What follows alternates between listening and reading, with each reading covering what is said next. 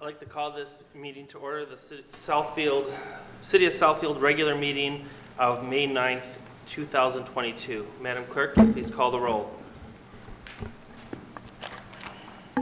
Banks, Present. Brightwell, Here. Cruz, Frazier, Here. Hoskins, Here. Mandelbaum, Present. Taylor. Mr. President Pro Tem will excuse Councilman Cruz and Council President Taylor. Thank you. Can everyone please rise for the Pledge of Allegiance? I pledge allegiance to the flag Of the United States of America and to the republic for which it stands, one nation, under God, indivisible, with liberty and justice for all.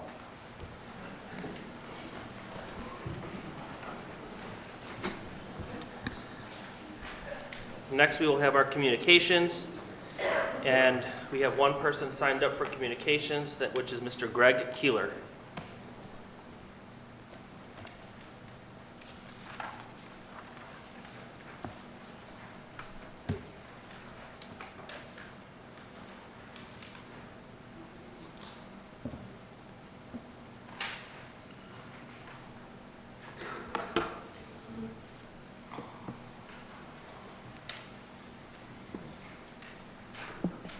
Greg Keeler, Southfield resident. It is amazing to me, I got a quick response about a sidewalk, but no response about health and safety. PFAS or PFAD or forever chemicals, if they are found in our well water, will the residents be told? What is a safe level for that? If the well water was used to water the grass, what will happen to the soil? Will Eagle be here to talk to the community with any questions or answers they have about this from the residents? If not, why not? Ordinance 1572, wastewater discharge control. Any wastewater or toxic pollutant in significant concentration constitute a hazard to human and animals. So if we have PFAS, even by our ordinance, we should know. So once again, what is a safe level of PFAS? Thank you. Thank you.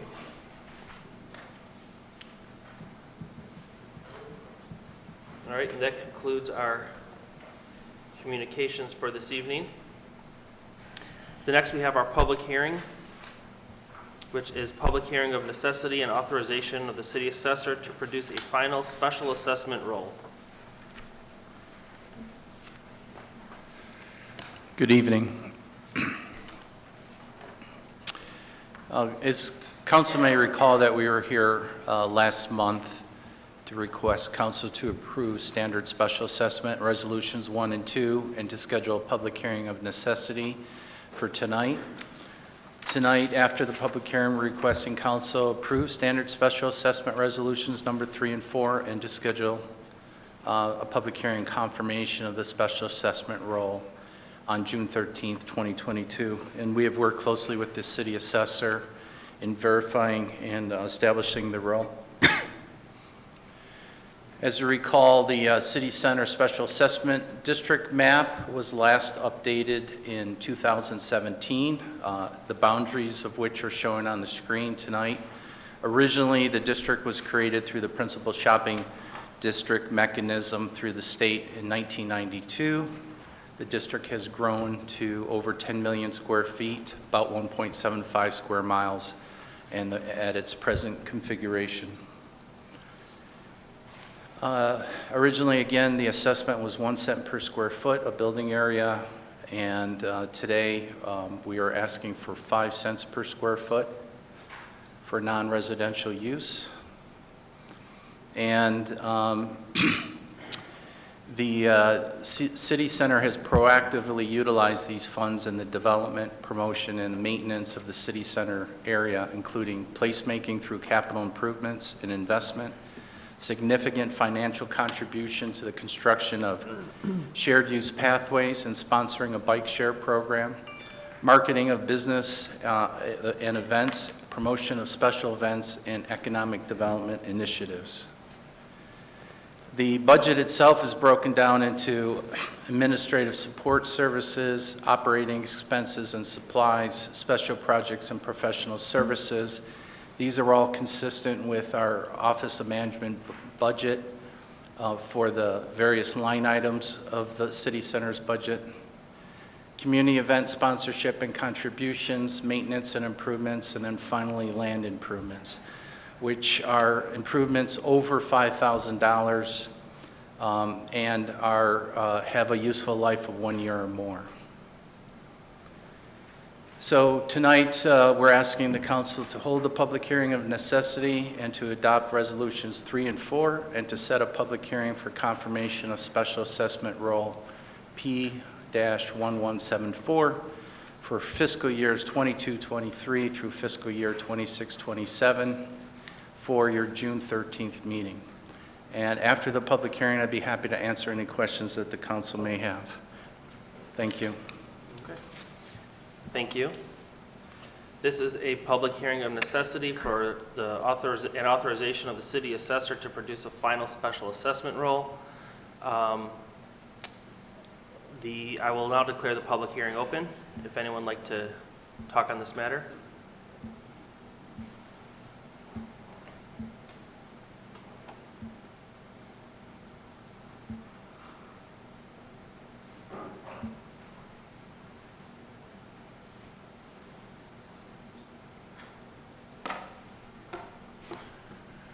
I see within that area that the map was showing for a special assessment, that Circle Drive sits in the middle of that.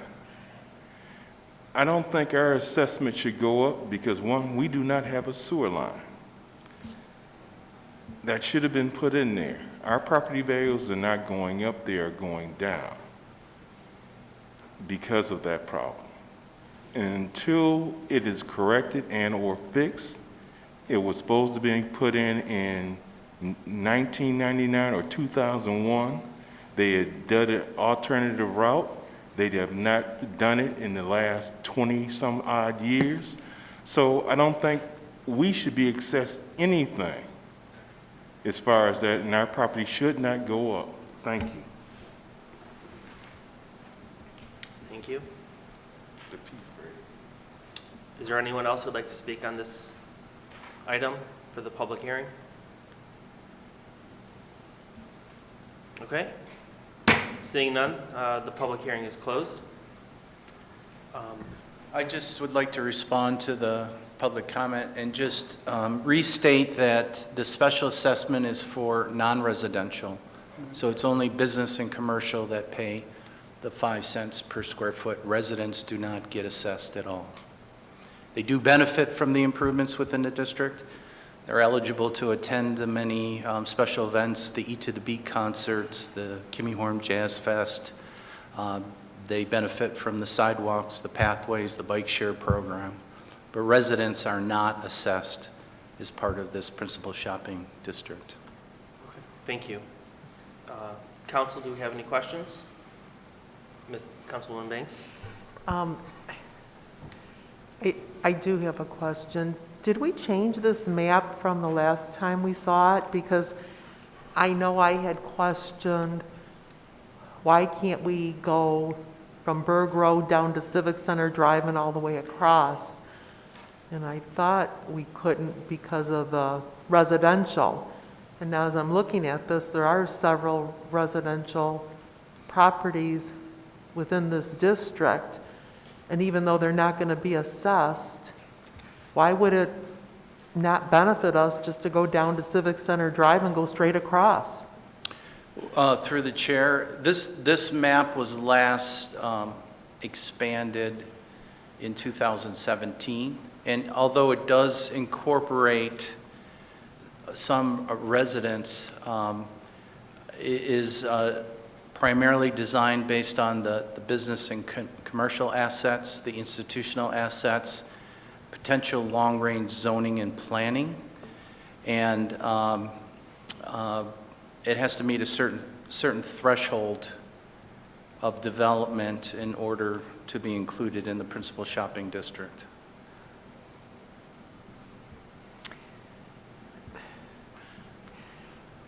While I respect the response, I guess we could also say that, like where the Circle Drive is, instead of going down, we could just continue down Civic Center Drive to Northwestern Service Drive and go down.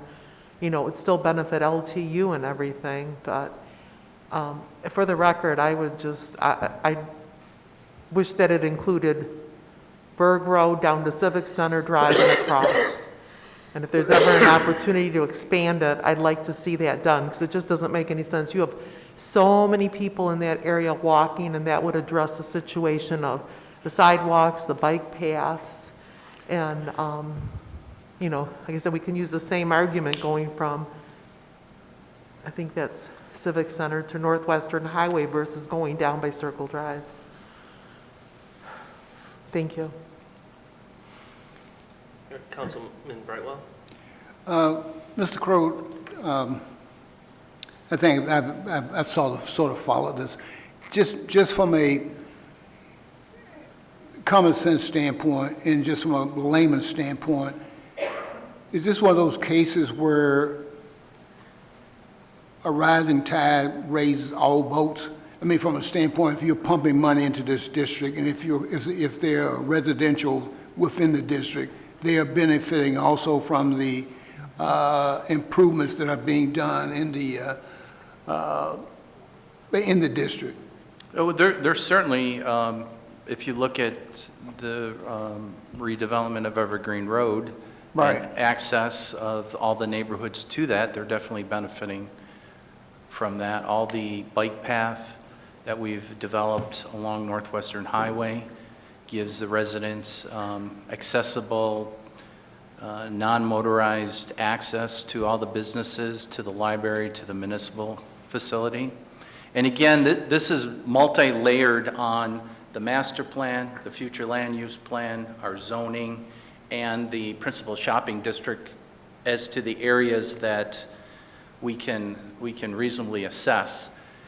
I can tell you that this district has grown twice under my tenure to its present form, but there is a balancing between extending too much in residential district and trying to incorporate the business taxable base of the area.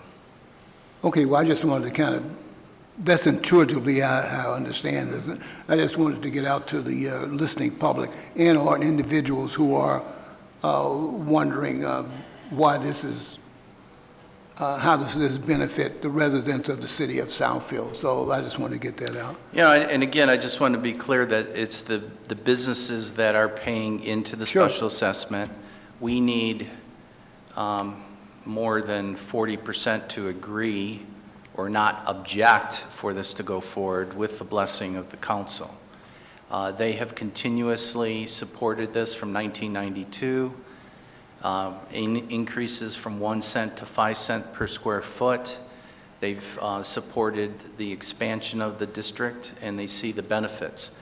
And I can tell you that shortly after the Great Recession in 2009, 2010, when our office buildings were 50% vacant and going in the wrong direction, a number of the property owners contacted Ms. Freeman, our business development director, and myself, and said, we need assistance in attraction and retention of professionals. We don't have a traditional downtown, but there are many things that you could do to help support the walkability, the placemaking, the art, the bike share, the amenities to attract and retain professionals in the district. So this is a mechanism similar to Downtown Development Authority, although this is not a tax increment financing, but the state has structured this mechanism as a special assessment district to support the local business community. And I've often said that our residents benefit as well from all these improvements. Right, and At a session, a couple sessions before, the mayor asked the mayor to provide us with the budget, and I looked over the budget, and I could see how the items that were budgeted, they are beneficial, obviously, to the district, and I could see intuitively how that benefits the residents of the city of Southfield, items that are there from a beautification standpoint, from an accessibility standpoint. So I think it's a win-win kind of a situation for the city and for the residents and for the people who visit us during the daytime who work here. So, And I can tell you that the City Center District has supported with matching grants for the transportation enhancement improvements of Evergreen Road, as well as the pathway adjacent to Lawrence Tech. They've provided some seed money and matching funds to help leverage 7 to 10 times the amount in grants. They are a major supporter of the arts within the district, and they have taken on exclusively some of the pathway, bike path work. They sponsor the bike share program that has approximately 10 stations and 36 bikes exclusively. And we have support from the business community because they see tangible results for their investment. right. Which makes our whole city a better livable community and supports the tax base. That's me. Councilman Frazier? Yes. Is any of this money that's been collected being used for improving the environment or reducing our carbon footprint? Well, Mr. Frazier, and again, we're in the process of establishing our baseline and doing our metrics, but I know that our bike share program, for every bike ride, it reduces so much carbon, carbon dioxide footprint. The walkability reduces the carbon footprint. We have planted hundreds of trees. We have made other significant improvements to the environment. So a lot of the things that we're doing goes towards heart-healthy activity of providing 20 minutes of heart-healthy, easy, and cheap access to our pathways. It helps with social equity. It helps with building community with the potential collisions of people out on the street, on our pathways. It's reducing pedestrian vehicular conflicts. I just came back from the National Planning Conference, and it's meeting many of those goals that we're hearing in sustainable communities and developing climate action. It's the investment in the non-motorized pathway that's doing a significant impact in reducing carbon emissions. What about things like butterfly bushes and things that attract wildlife to kind of dress up the thing that also helps our environment? We've done some things in partnership with our Parks and Rec and our facilities. The City Center has invested heavily in all the landscape areas between the two roundabouts, as well as along this stretch of Northwestern Highway. I know that we've installed 15 to 20 birdhouses. Last year we installed 6 bat houses. We have interpretive panels that talk about birds, bees, and bats and the help on the ecosystem. And we have planted native Michigan plant materials that have deeper roots that don't require irrigation and are better servicing of drought. We always can do more. Where we're lacking is we don't have any staff to do maintenance, and we either have to partner with the DPW, Parks and Rec, which are short-staffed, or hire consultants. So we have a measured approach on where we create new areas. But I know that we had the influence on the Evergreen Road bioretention pond, as well as the permeable pavers between the roundabouts that take the slope drainage off of the 10-foot sidewalks and filter it into the ground. So in many different ways, we've been contributing to reducing our carbon footprint. Okay, thank you. Councilman Brightwell? Mr. Chair, I would like to motion that we, as a council, adopt standard special assessment resolution number 3 and number 4. And then if I could ask that you also set a public hearing of confirmation for June 13th. I would amend my motion, and to the extent that we set up a public hearing for June 13, 2022, for a public hearing. It has been moved by Councilman Brightwell, supported by Councilman Frazier, to approve the public hearing of necessity, resolutions 3 and 4, and to schedule a public hearing of confirmation for June 13th, 2022. Was there any further discussion? All right, all those in favor? Aye. Any opposed? All right, motion carries. Thank you. Thank you. All right, next on our agenda, we have items for discussion and or action. And our first item is the police department requesting to solicit bids for drones, so they can take pictures of the city center. Good evening, city officials, members of the public.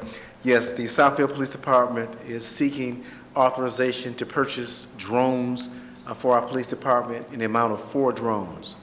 One thing that I made as far as commitments to this city, to this community, that the Southfield Police Department will continue to look for ways to enhance its training, its capabilities, and its response to the community. And so we believe that drones will put us in that space where we're looking to get. As part of this process, we looked at what other like-sized cities had existing drone programs, and we discovered Farmington Hills, Auburn Hills, and Novi, to name a few, have drone projects to include policies. And we were able to retrieve those policies as we prepare for the possibility of approval from this board. The Southfield Police Department has put together a team who are managing this program. Standing with me to the far left is Lieutenant Matthew Taylor, and standing right next to me is Sergeant Jeremy Paskey, again, the project managers for this presentation. We're going to start it off with a short video and followed by a PowerPoint presentation to answer some of the questions that will loom, such as what are the legal aspects of having drones? What are the costs associated with the drones and the funding sources? What are the FAA requirements? And how could drones benefit the Southfield Police Department? And finally, what the training entails and what is the cost of that training and timeline. So Lieutenant Taylor, you can start the short video.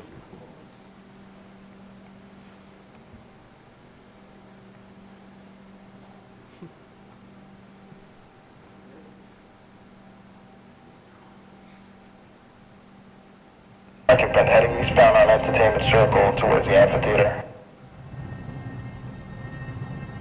It's taking quite a while to stop.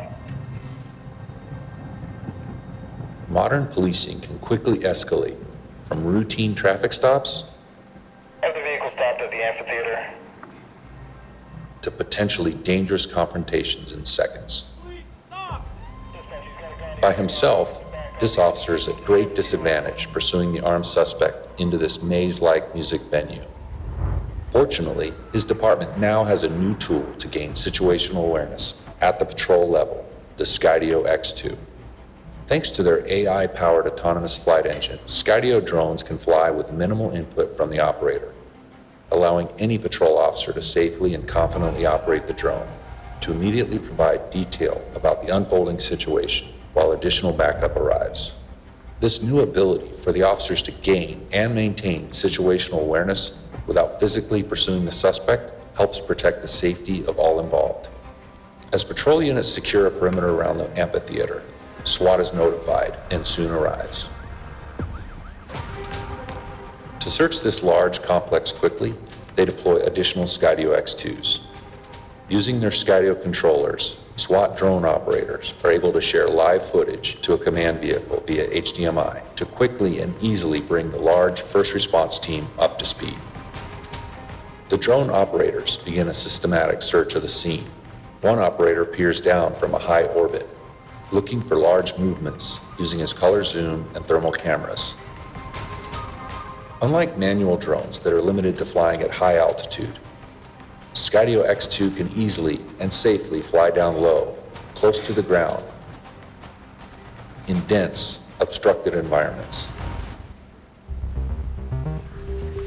As the SWAT team moves into the amphitheater, this operator flies ahead of them to clear areas invisible from high above, relying on Skydio's 360-degree obstacle avoidance to prevent collisions. This ability to cover massive areas ahead of ground personnel again gives a tactical advantage and improves decision-making capabilities of police trying to avoid ambush. As SWAT continues to clear the scene, they approach this bathroom with multiple access points. Again, Skydio is able to move ahead of officers, allowing them to avoid being placed in harm's way. The discovery of the suspect and a hostage now dramatically changes the tactics needed for a peaceful resolution. We got the suspect inside, center of the bathroom. Suspect is armed, has a female hostage. The video streams from multiple drones can be shared to other members of the response team using live streaming on Skydio Cloud or Axon Respond, giving important situational awareness to anyone viewing the feed. Thanks to its vision-based navigation system, Skydio is capable of flying reliably indoors and in other environments where GPS is unavailable. The incident commander has SWAT deploy a throw phone so they can attempt to contact the suspect and de-escalate the situation. After successful negotiations with the armed suspect, he safely releases the hostage and surrenders without incident to the SWAT team waiting outside.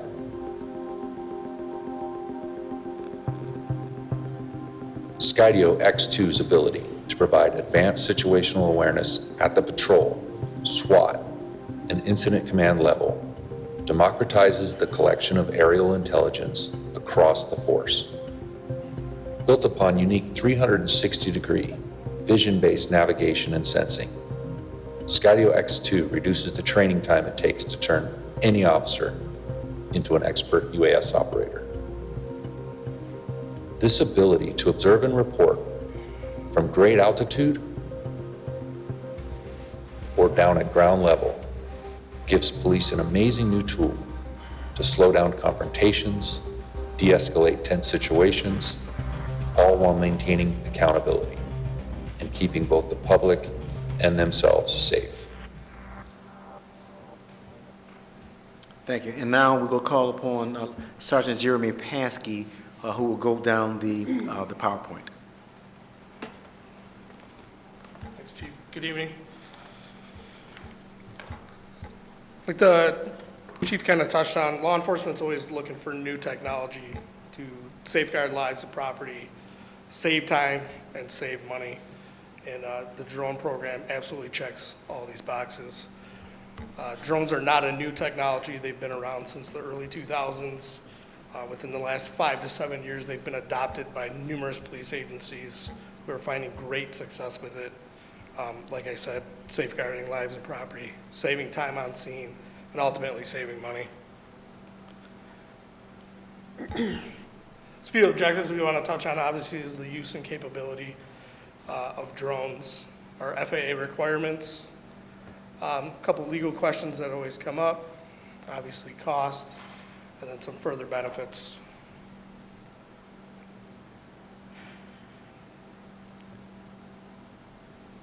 Search and rescue is probably the bread and butter of the drone program. These are used to find missing persons, fleeing suspects. Drones are normally equipped with zoom cameras, thermal infrared cameras, and they can cover a great deal of ground in very minimal timing. Drones can also be used for accident reconstruction and evidence gathering. You can set a drone on a flight and it can take hundreds of photographs autonomously and create a 2D or 3D model for an accident investigation. and that's generally about 80% faster than the equipment that we currently use. Drones are great for disaster response. They can be used in place of manned personnel to inspect damage, coordinate appropriate response, and obviously keeping everybody safe.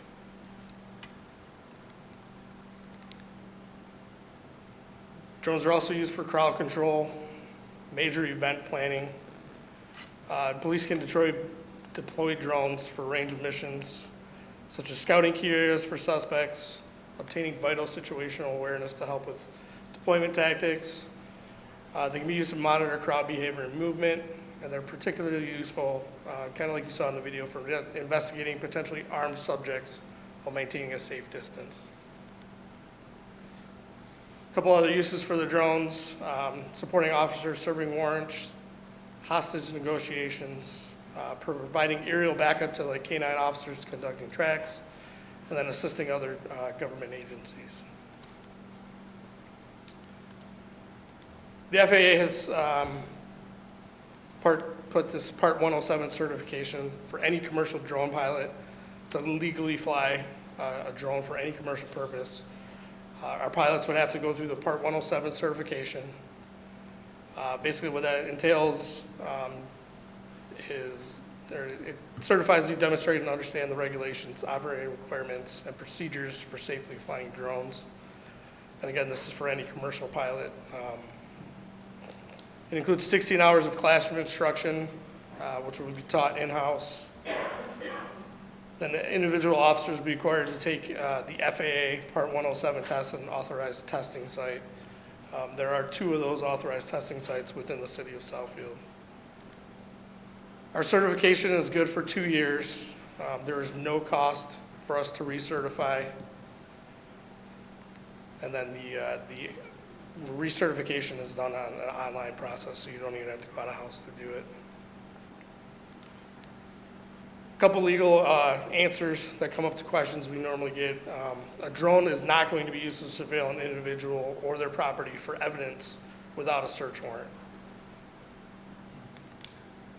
You do not have to obtain a search warrant to merely fly over private property. And drones will always be recording. From the second they're powered on, they record the inputs of the operator as well as every camera that's on it. All records onto the SD card on the drone, which is pretty similar to the body-worn cameras that we already use. Some of the costs involved for initial drone purchase. Primary drone, which is going to be the larger drone equipped with digital camera and FLIR camera. That's going to be our main search and rescue drone, searching for missing persons, fleeing suspects. They range anywhere from $15,000 to $18,000. We're also looking at purchasing several training drones to use for our pilots, so they're not out there with an $18,000 drone. And we'll use it for some SWAT operations. Those range between $15,000 and $2,000 per piece. Initial training for pilots and certification is about $400 per pilot. And then future costs, once the initial drones are purchased, the only future costs that we can see are just limited maintenance and battery replacement every 2 to 4 years, depending on how often you use them, and that's about $2,000. Just a couple additional benefits. They're great for community policing, building and infrastructure inspections, obtaining video footage for recruitment and city advertising, and then event coordination. And if you guys have any questions. And before we move to the question aspect, Lieutenant, because one question we always get is the funding source. We're looking approval to utilize our forfeiture funds. The current balance of those forfeiture funds is $465,174.54. And with that, we'll open up the floor for questions.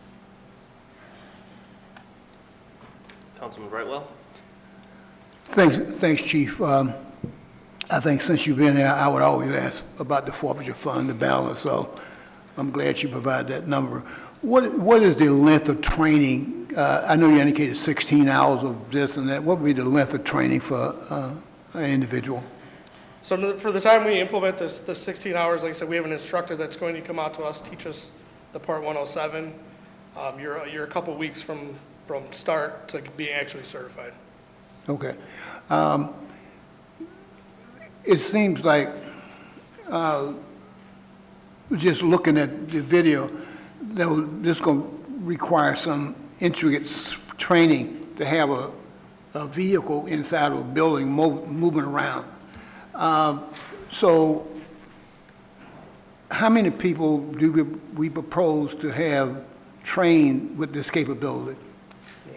So we are assessing having drone operators on each shift, and then also our members of our SWAT team to also be trained. And so just until we get an idea how many people are interested, we are looking to at least have about 15 people trained in the program. Now, that may change more or less if certain will come back to council for that conversation, but right now between 15 and more than 20 as we stand right now. Okay. How do we know, and when will we know that we are getting, or even if this is a goal, of getting the best equipment at that point in time of purchasing that can be used for your capability, I mean, for your, the way it should be used? Right, and so I think I'm understanding your question as the process for acquiring them, how we acquire them. And so if the council approves our presentation, we'll move to the bidding process where we'll seek drone companies to see who would get the bid and then go from there. Okay. The other part of it was, how do we know that this will be the first in class, the best drone that for this price that we can purchase at that point in time? We want to get the best equipment we possibly can at that point in time. How do we know that? Right, and the sergeant can really speak to that. Sure, so there's two drone companies that we're looking for. Both have been around for quite some time.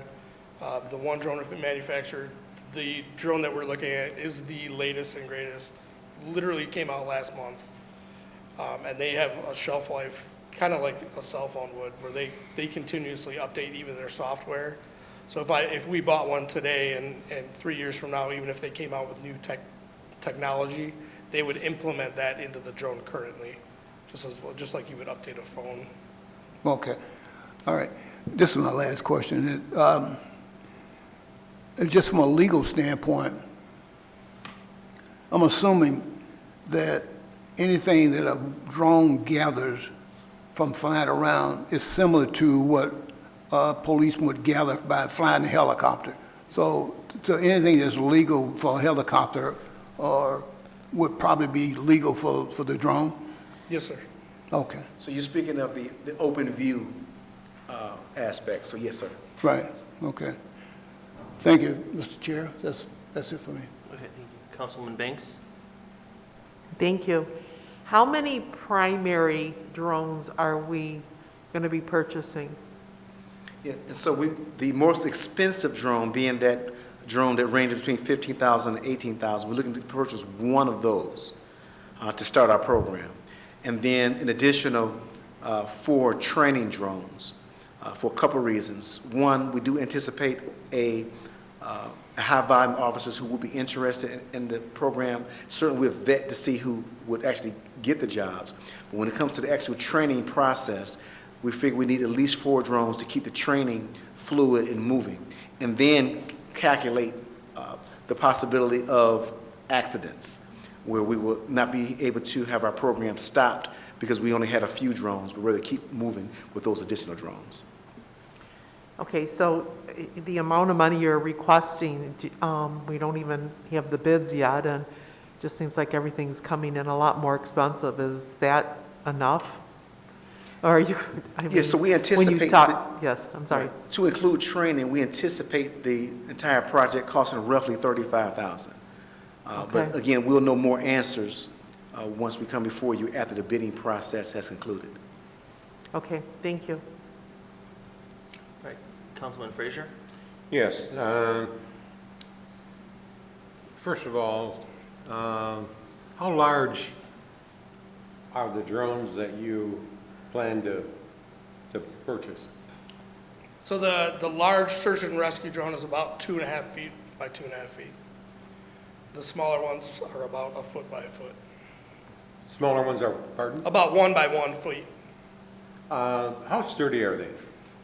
If you're chasing somebody through the woods and you say they can fly high or they can fly with cover, you can go underneath the cover. So the larger drone, it's always going to be up high. And they're super stable, they're GPS based. It takes no control from the officer. I could put it up there, put the controller down, and it will stay where it was at without moving or varying. It's the cameras on it and that give you the wide range of viewing. They can cover a lot of space with just the camera. And also, and I think the video touched on it, it has a capability to where it's what's the term, an anti-crash, meaning if it's moving forward and there's an object, it senses that object and will stop and not actually make collision with that object. Another safety feature that's attached to these current drones. In addition to that, when you look at the drone projects, how they've evolved, they've gotten a lot quieter.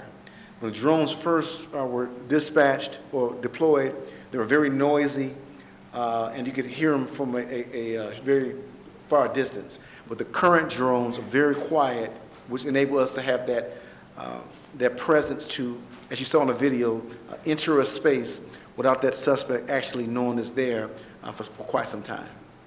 So it's very similar to the difference between an internal combustion engine and an electric engine. Correct. And the reason I bring that up, because again, those first drones were very loud, and the technology has advanced. Okay, does the police department still have dogs? Yes, sir. How do you plan to coordinate drones with your dogs? So, and just the word you use, it will be a coordination between the dogs and the drone. The drone gives us that extra layer of sight. When you look at instances where it has the capability of detecting heat sources, so many of it's a missing person or a fleeing suspect, that drone can much spot right on where a suspect is or a missing person is and give our officers the exact coordinates. So it'll be working in tandem with the K9 and the drones.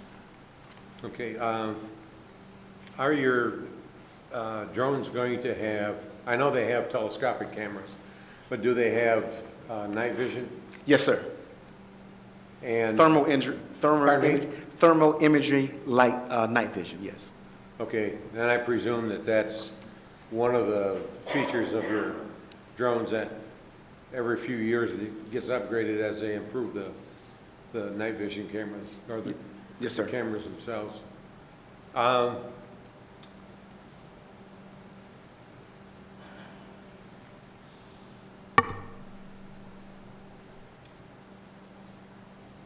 guess that just about covers the questions that I had about how large they were and the dogs, you know. And you'll have how many now again? Again, we're still assessing, but right now we're going to start off with one larger drone, 4 smaller drones, and then assess how often we use them over a period of time, how often they get damaged, need replaced, and then update council at the appropriate time if there's a need to purchase more. Okay. You're here to purchase drones.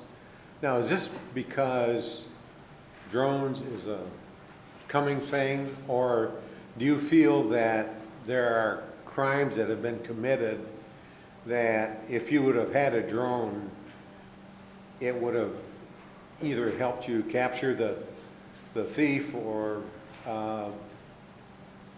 it would have helped you trail them anyhow?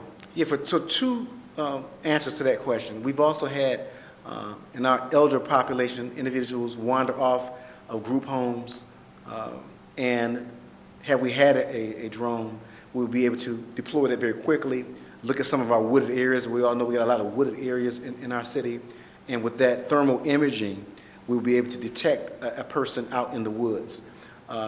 Also, suspects have been known to flee on foot and then go into those wooded areas. And again, those drones will be very valuable in that apprehension as well.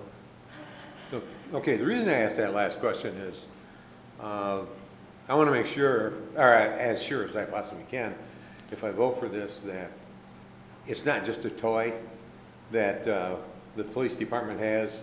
It's something that you really need in order to make your job better and protect the officers and help clear up some of the crazy stuff that's going on. And as part of your question, we also asked the questions to, again, those like-sized cities who have existing drone capabilities, such as I mentioned, Novi, Farmington Hills, Auburn Hills. They have shared success stories with Sergeant Pansky as how they use the drone successfully. So absolutely, we've looked at those other alternatives. And their solving of crimes is increased by having the drones rather than before when they didn't have the drones. Right, it's a great aid in apprehension, again, accident reconstruction, and other aspects of that drone capability, to include the SWAT deployment. And as you all know, we have our own SWAT team. I did share this video with our SWAT members who were pretty excited knowing that we can deploy a drone into some of these spaces before a SWAT operator has to come in contact with a possible suspect. Yeah, that would be real good, because there have been some mistakes made by the SWAT teams that may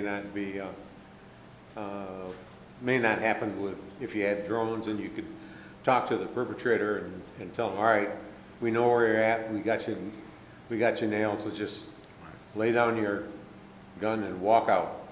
Yes, sir. Okay, thank you. All right, Councilman Hoskins? I'm Austin, Mr. Chair. Okay. I did have a question or two, Chief. In the video, it showed that they were going into, like, the bathroom. Is there a specific range? So if let's say there was some issue at City Hall, would you be in the parking lot going through rooms in the building? You could, yeah. You could fly from outside, but something like a building like this, we would make entry with the drone and just kind of let it lead us. Let it lead us into a room, check the room. Now we know that room is okay. Now us as officers can go into that room. And it just kind of leads the way for you, as opposed to standing outside and trying to fly through the whole building, Okay. if that makes any sense. But you could if you wanted to. And then in other uses, it was mentioned, we could take pictures of the city used for promotional, recruiting, things like that. Does that mean that there would be potentially some civilians or someone in, some other person in the city that would be eligible to fly these drones? So for example, I think our cable department has a drone that they use, but would you partner with them on those types of activities that are not police related? Yes, we would maintain control of the drones and fly them for, let's say, the city, who's done the same thing for us. As an example, as we put out our police recruiting video, where the city helped us out by deploying the drone to take those area footage of our city. So it was a mutual partnership, but the drones assigned to the police department, we would operate those for anybody who would wish to use the technology. Okay. And I'm assuming each drone, or the drones would be, each shift would have someone who could use that drone. Would that be stored in a patrol car, or would it be stored at the station and then deployed as needed? So it would be deployed in the field, already in the field with an assigned drone operator. That way there's less time being wasted trying to retrieve it from the base. And so it would be mobile out in the field with the officers. Okay. Thank you.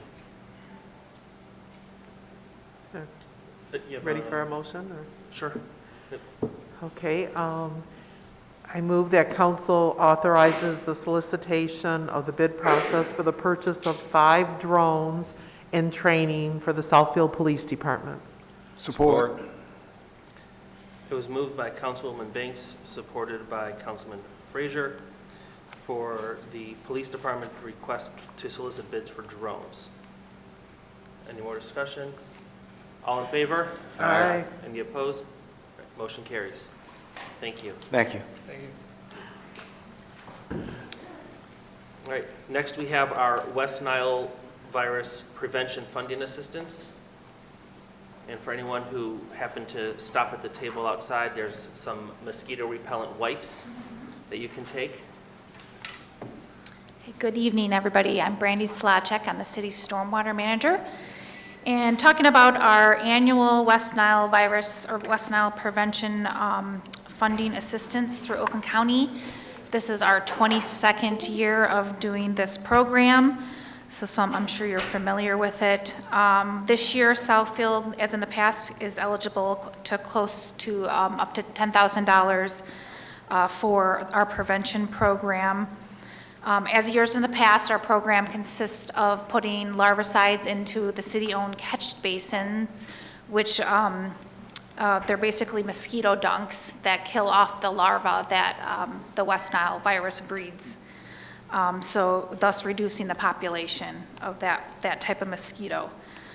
We also do an educational program where we pass on materials, as already mentioned up in the, our mosquito wipes and additional education materials. We also work with our city cable and community relations to get the information out to the public. We focus on telling people the best way to protect themselves is to wear long sleeve pants or long sleeve shirts and pants at dawn and dusk, and then also use mosquito repellent when you're outside in the evenings. And then to also, at your own residence, reduce these breeding areas that can breed this type of mosquito. So turning over any sort of bucket or old tarps or bird baths. The mosquito likes to breed in these stagnant type of water. So that's kind of our focus. And just to note that like healthy wetlands and ponds are not, the mosquito doesn't like to, this type of mosquito doesn't like to breed in these type of areas, although other mosquitoes do breed in that area. So just coming here tonight asking for authorization to request reimbursement for our West Nile virus preventative measures in the amount of $995.72. So I can take any questions if you have any. All right, Councilman Hoskins?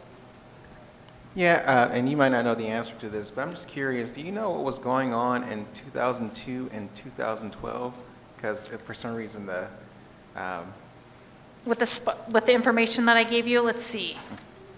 So 2012, I think that was a year where it was very dry in the spring, and so it led toward more, that mosquito to breed more. So the catch basins, actually, the standing water in the catch basins, if they're stagnant for a long period of time, it allows more of the larvae to breed. So I believe that year the reason why it was so high was that it was a very dry spring and the catch basins didn't get flushed out like they do on a normal spring.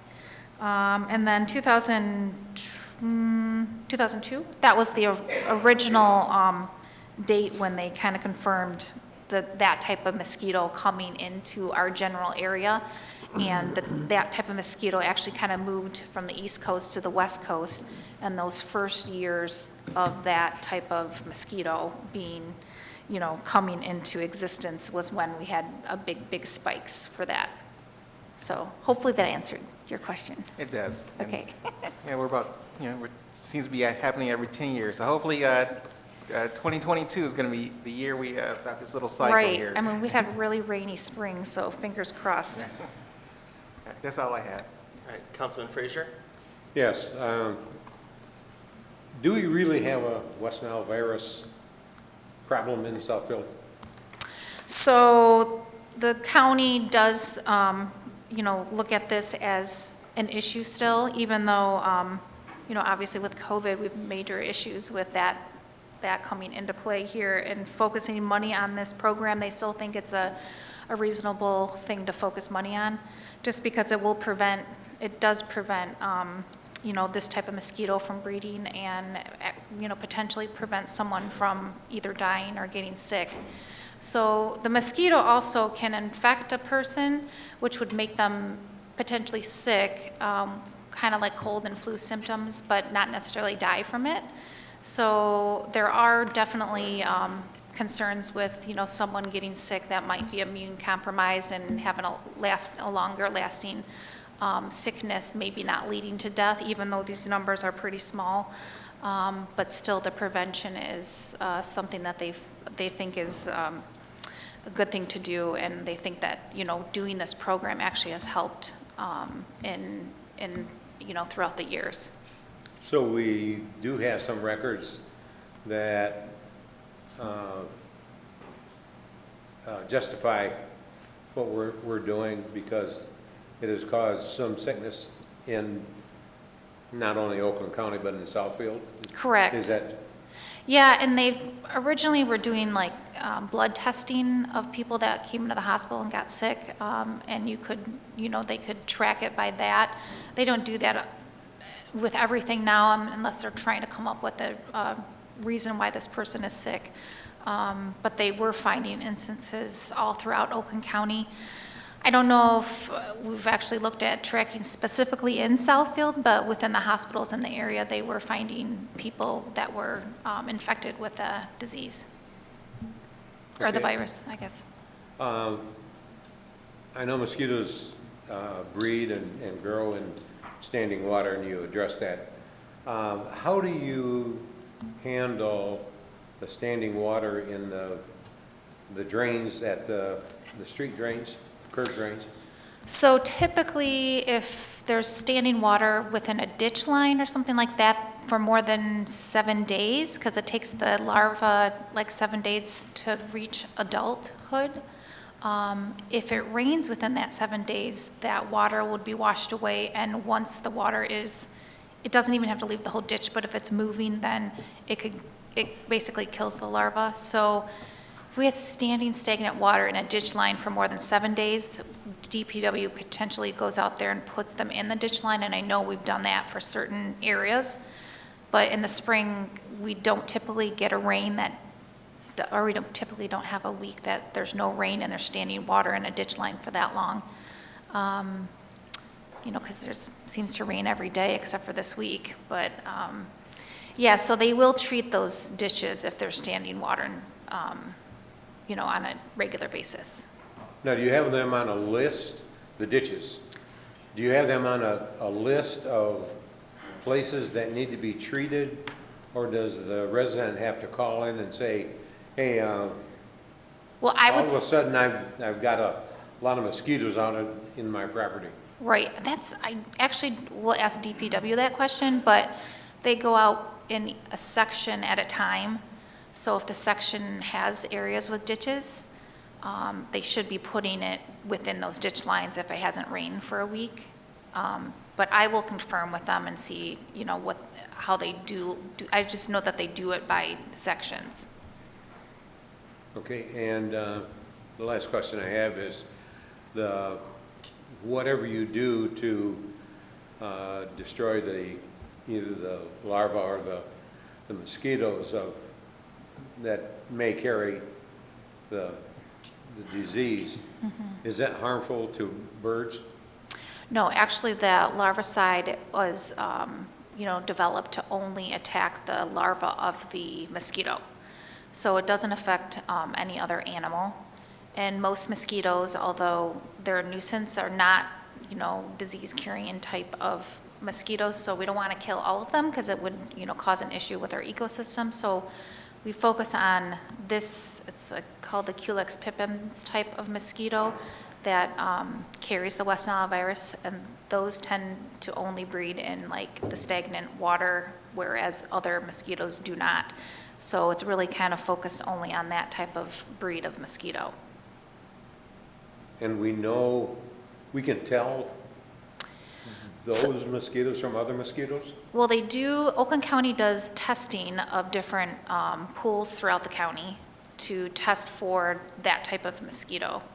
And they find that type of mosquito breeds in those type of areas.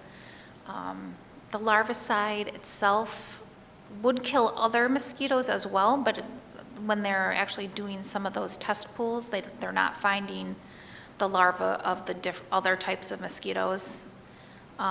in those areas because the other mosquitoes choose healthier, areas to breed in. Typically, I mean, I wouldn't say 100%. I'd have to kind of look at the data, but that's why they developed this larvicide to focus on that particular type of mosquito. Okay. I just want to make sure we're spending our money in the right way. Right. Okay, thank you. Sure. Councilman Brightwell, you had a question? Brandy, I have a couple questions. That the chart, I was interested in the numbers in the chart. In 2019, they had NA, non-applicable. Why is that? I looked at this the other day and I tried to find the data. I know when I did the presentation to council that year, or the year after, they didn't have the data available for the numbers. I'm sure it was, I could call the county and find out, if they have those particular numbers, but it wasn't available when we did the presentation, like, during that year. So Okay. that's why it's just, Okay, missing. well, it's just obvious that I'm sure something happened. Right. Mosquitoes didn't take a vacation that year. Right. I mean, usually the county will give us that data at their training, when they require each community to come and do a training for this program. So they Okay. usually give us that data at that time, but they didn't have it available for some reason. Okay, all right. The allocation program, the funding program, allocate $9,995.72 to Southfield. Is that adequate for your purposes? Yeah, typically we purchase, majority of the money goes toward purchasing larvicides for the catch basins, and it covers a majority of the catch basins. I know when we first started the program, some of the larvicides only lasted like 90 days, but now these last 150 days, which kind of goes through the whole summer. So originally, when we started the program, we were, short on trying to get these treated every year, but now I believe we've got, I forget the total number of dunks that we put in the catch basins, but it pretty much does cover our program. And then the other small purchase that we do is for the mosquito wipes for passing out to, at events and stuff. Okay, all right. Yeah. So you have enough money, that's what you're telling me? Well, I would think DPW would like extra money to be able to to spend the time on passing out the larvicides. And originally, the county did provide some money for employee expenses for doing that type of work. So a lot of the time associated with doing the program is costly, but for the product, that's the only thing that they allow us to actually use with the program. Okay, all right. And this is another question that probably deals with historical. I recall that when we were, the new building across from the House of Washband up on Southfield Road, that new building, Optima Place. Okay. The neighborhood complained about stagnant water in the back of that building. Yes. So I'm assuming, has that been eradicated or has that been taken care of, or is that no longer an issue? So I know I've spoke with that resident, actually, that backs up to that behind the Optum Eyes. That's what you're talking about, correct? There's a detention pond. Right. And nowadays, they do sell these larvicide mosquito dunks at like a Home Depot or at, a Lowe's. So usually if people call and complain about something like that, we always, tell them that they can go purchase the products themselves at a hardware store like that, and they can put those dunks into detention ponds, which would help with the mosquito issue. But legally, we're not really allowed to go on private property to do that ourselves. So we always just recommend, a private owner or the commercial property owner do the mosquito dunks themselves. Okay. If I could add, the last time that came up, code enforcement maintained, serviced the retention pond. I'm not aware of any new complaints. It wasn't functioning the way it should have earlier. Okay, all right, thank you. Thanks, Brandy. Sure. Keep up the good work. Thank you. Okay. Council?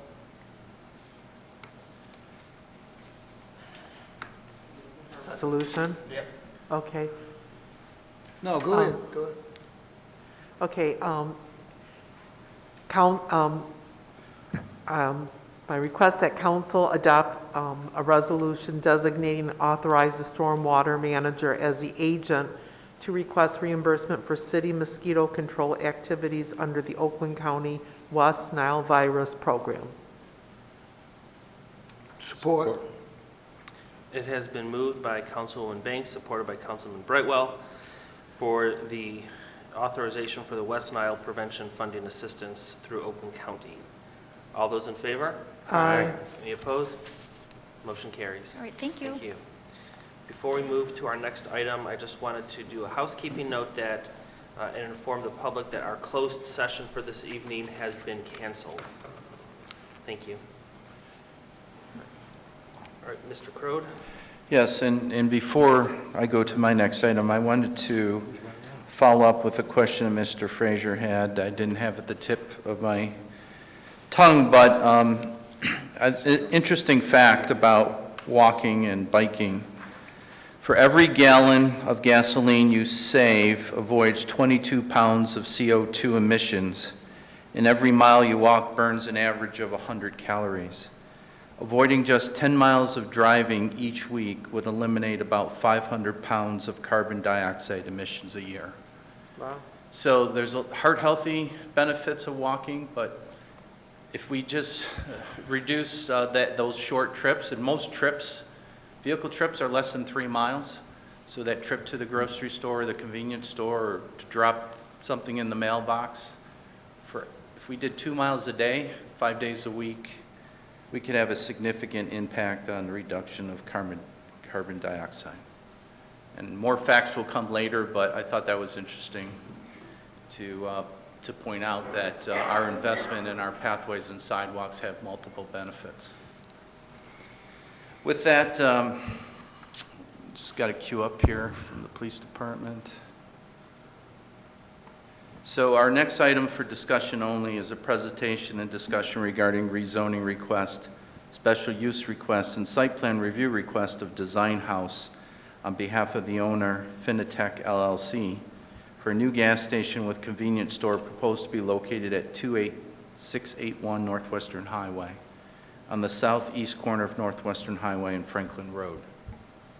And the proposal is to build approximately 2,500 square foot gasoline filling station with convenience store. This is a preliminary site plan. These are some building elevations. Here's a color site plan and interior convenience store layout.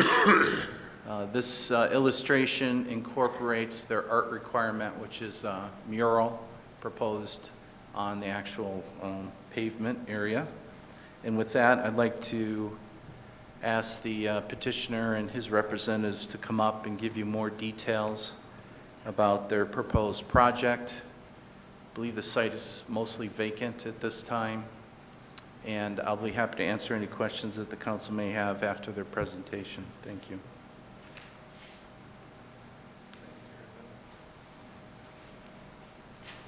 I walked all the way to save some carbon. 2 calories on the way up. Good evening, ladies and gentlemen of the council. My name is Peter Stuhlreier. I'm the chief architect for Design House, 3300 Auburn Road, Auburn Hills, Michigan. We are before you tonight to discuss a site plan on a half-acre lot, Zone B3, that was unanimously recommended for approval from Planning Commission. In January, we brought this issue to the city, and through Terry and Jeff's stewardship, we've arrived here to have this discussion. As you know, in the B3 district, having been rezoned to that, we have no intention of cannabis or CBD dealings on this property, and it's not part of our intention at all. Now, this site, being a half an acre, meets the B3 standards. It is planned to have a 2,500 plus or minus square foot new convenience store, well appointed, staffed, and open 24 hours. 5 fueling stations can be used at any time. Will be prepped for electric charging as well. I think some of the items that we've been dealing with over the past few months had to do with traffic. So we provided a traffic study that demonstrates that there's no significant change to the traffic patterns based on the current use or zoning. We also are here not only with the client, Mr. Nuri Tir, or the developer and the owner, also with a representative from Oscar W. Larson to talk about other issues regarding demand. But I believe we analyzed the market and found that based on the traffic directions and patterns and the corner itself, this site is ideal and will be in demand and well used at this particular location. We've added some benefits to it along with the public art, but also, if you're familiar with the site, by moving the building to the very back corner, we provide much higher sight lines, better sight lines to the neighboring retail complex, so that those signs can be seen a little more clearly from the right of way. With that, I would leave it open to questions, and I can call up the landscape architect and the owner, developer, and the representatives. And through the chair, before you go to questions, I do want to say that the commission and the staff asked the question of why we need another gas station in this community with automobiles moving towards EV. You know, what's the need? And I think they did a good job in talking about, and I'd like you, Peter, to talk a little bit about the statistics and how long gas guzzling vehicles are going to be around. But one thing I don't want to be overheard, and I don't know of any other gas station, but we did talk long and hard. They are going to provide an EV charging station at this gas location. I don't know any other gas stations that have an EV charging station. And this is part of a discussion of moving and transitioning long-term towards EV. But there is, and they can give you the statistics, will be a significant number of gas and diesel operating vehicles for at least 30 years. And with all of the robust discussion about EV cars, they still only make up a very small fraction of the entire fleet.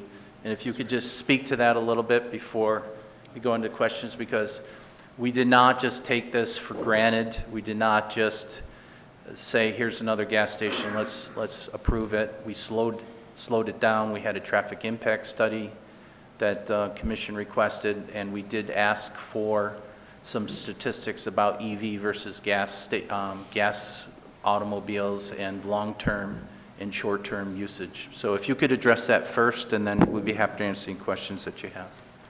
Well, I'm going to allow other team members to address the statistics about EV versus gasoline, and then if there's other questions about the site plan itself, I can step back in.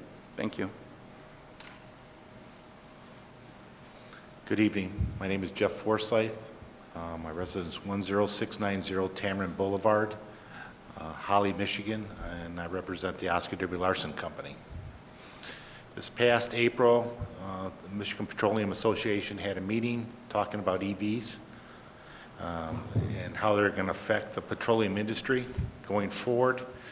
One of the main concerns was with the Petroleum Owners Association was, are they going to be out of business because of EVs?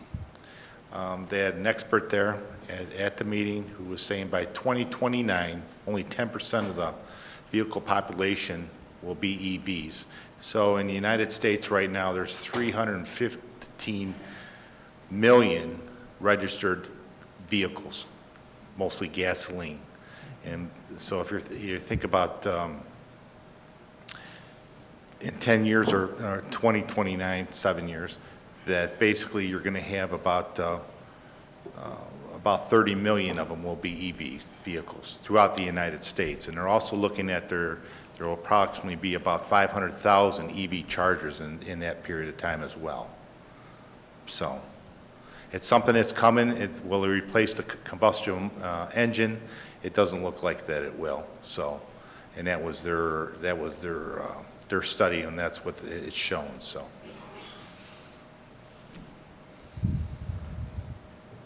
Okay. We'll take questions. Councilman Hoskins?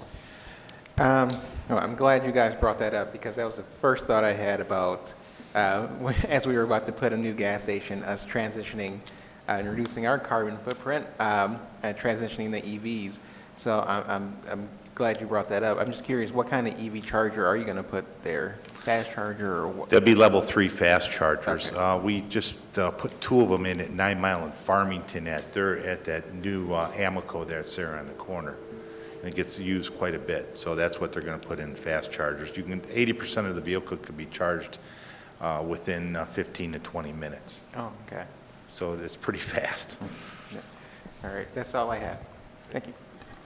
Councilman Brightwell? Yeah, the EV situation was top of mind also. And I just happened to have a friendly discussion, I think it was Saturday, with a group about EVs. Since the automotives, General Motors and or Ford said by 2034, they're going to stop producing gas vehicles. It'll be all EV. So how are you, and you use the term that you are prepping for you're prepping for EV vehicles right now. How are you prepping for that? Just putting down the... We'll put the infrastructure in. Obviously, it takes about 6 months to a year. By the time you go for the rebates and the incentive programs and get the permitting, it takes at least 6 months for that process to go through. Sure. So when we build a brand-new station like this, we'll put all the conduits in, we'll put the infrastructure in the back room, we'll make sure the station is prepped for it, amperage-wise in the panel, electrical panel. And also, there's an area set aside for pre-planning for the transformers that operate it. So it's on its separate system from the actual station itself. So that has to be all pre-planned. Sure. Okay.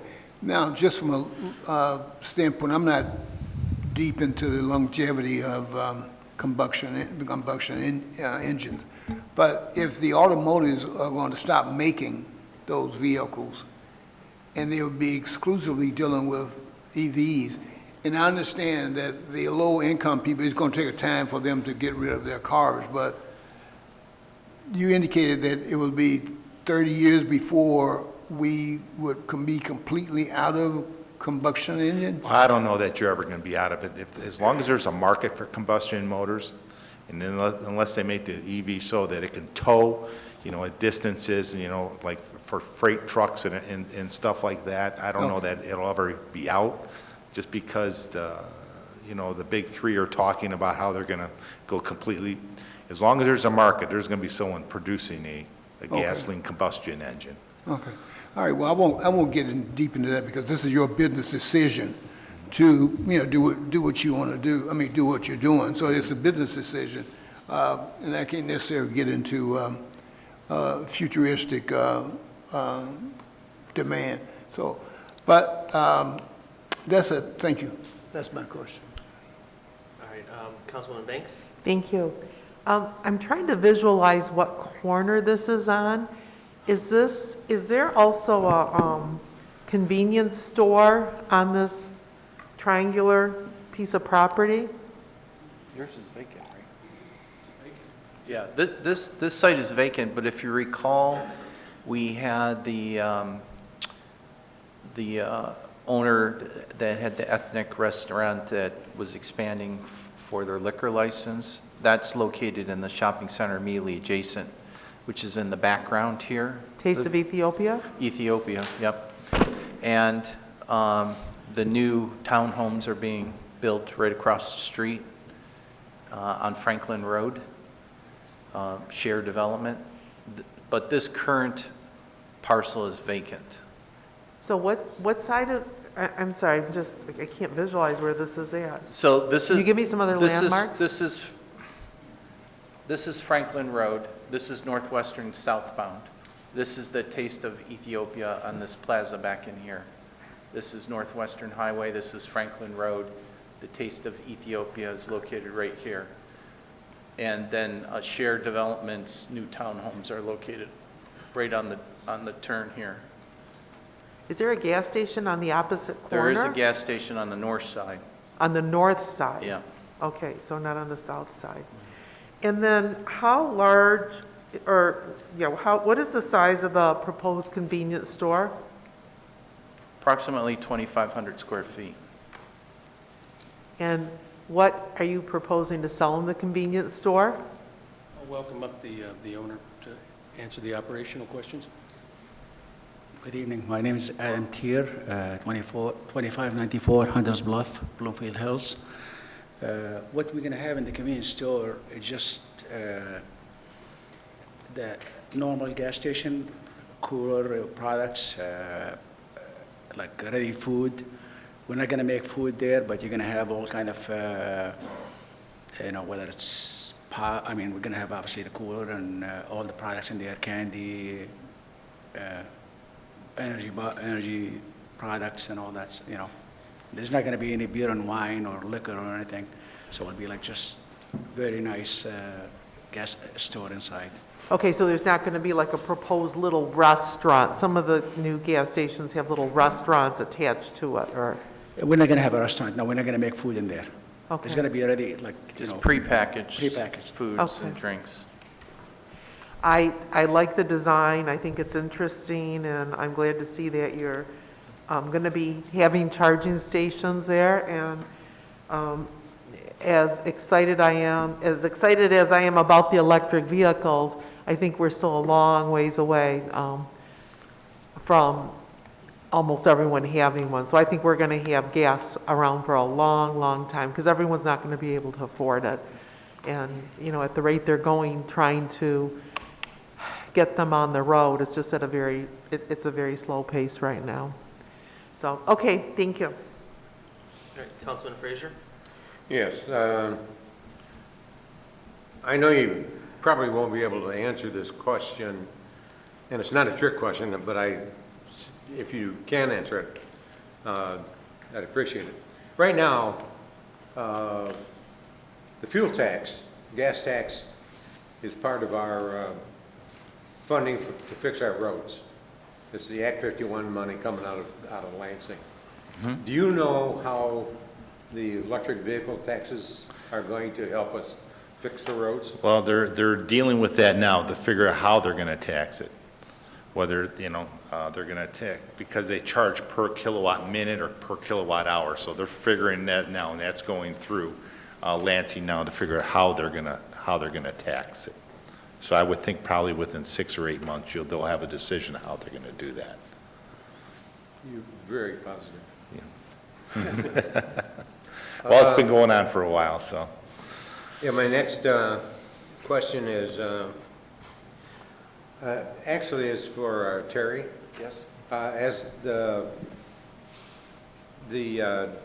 plans were going through planning, was it made very clear about outside storage at our gas stations? What can be stored outside, what can't be stored outside? We will review that with the applicant. Pardon me? That did not come up specifically during the review, but this is going through the process, so we will review it with their design team before it comes back to council. Well, I mean, it's clear in the ordinance what can and can't be stored outside, but it did not come up during the review, but I will make sure that we are reviewing it with the application team. well, before I left council and came back, there was a lot of angst about ice chests being stored outside, when across the street, the argument was across the street, they're allowed to put ice chests outside, and we're not allowed to put ice chests outside. And this is a brand-new station. If they're gonna have bags of ice, then, far as, what I understood before I left, that it should be inside the station rather than outside the station. That's correct. I'll have him confirm that your ice will Yeah, be so sold we're not going to have inside. it outside, it will be inside. It will be It will inside. be inside that chest. Okay. And part of the discussion with those outside ice coolers was that they were limiting accessibility to the entrance of the gas station. The older gas stations were retrofitted with these ice coolers, which were preventing access to the front door.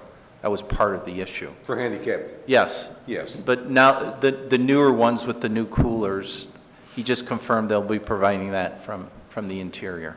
Okay.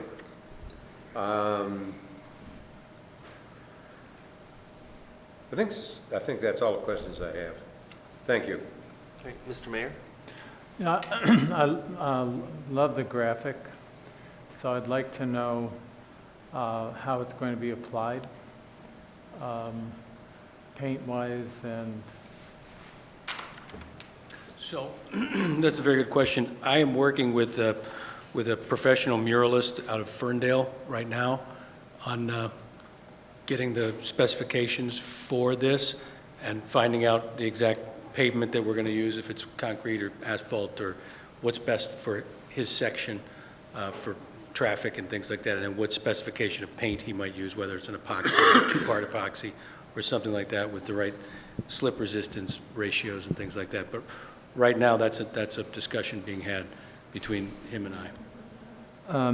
I really, really like it, but I'm concerned about, obviously it's going to be driven on, Mayor, and whether, so are you prepared to maintain this, restore it when it starts to degrade? We are, but we're also prepared to invest the right amount so that it has some longevity as well. yeah, through the chair to the mayor, this issue did come up with the planning commission. They were concerned about maintenance and long-time wear. The conference that I just attended dealt with this specific issue about graphic murals as crosswalks and how they hold up to motorized traffic. And there's acrylic sealing that can go over the paint that gives it a 20 to 30 year lifespan. So you can look into that, but that issue was raised by the planning commission. Mm-hmm. Well, you know, I look at some of the pavement in Ferndale. Yes. Still can say it. The green, the green graphic striping that they use for on the, pavement in Yeah. Ferndale. yeah. I don't know that was, yeah, that was probably a municipal call or DPW call on what they used there. I think it was a DDA project, Ferndale DDA, but anyhow. And can you name the artist for us? It's Jacob Dewey, I believe his last name is. Okay. And they will have to go before the Arts Commission, as you're aware, as part of the review. And Mr. Crowe, do you think that would be at the next meeting? If they're ready, Okay. I don't know if you're ready for a week from tomorrow, but if not, it'll come to the following Yeah, month. the Art Commission meets on May 17th. You If can it's follow a up with my contingency, Yeah, I office. mean, we'll have to talk about it. I mean, the final product art is going to have to be developed directly by him. All right, So, thank you.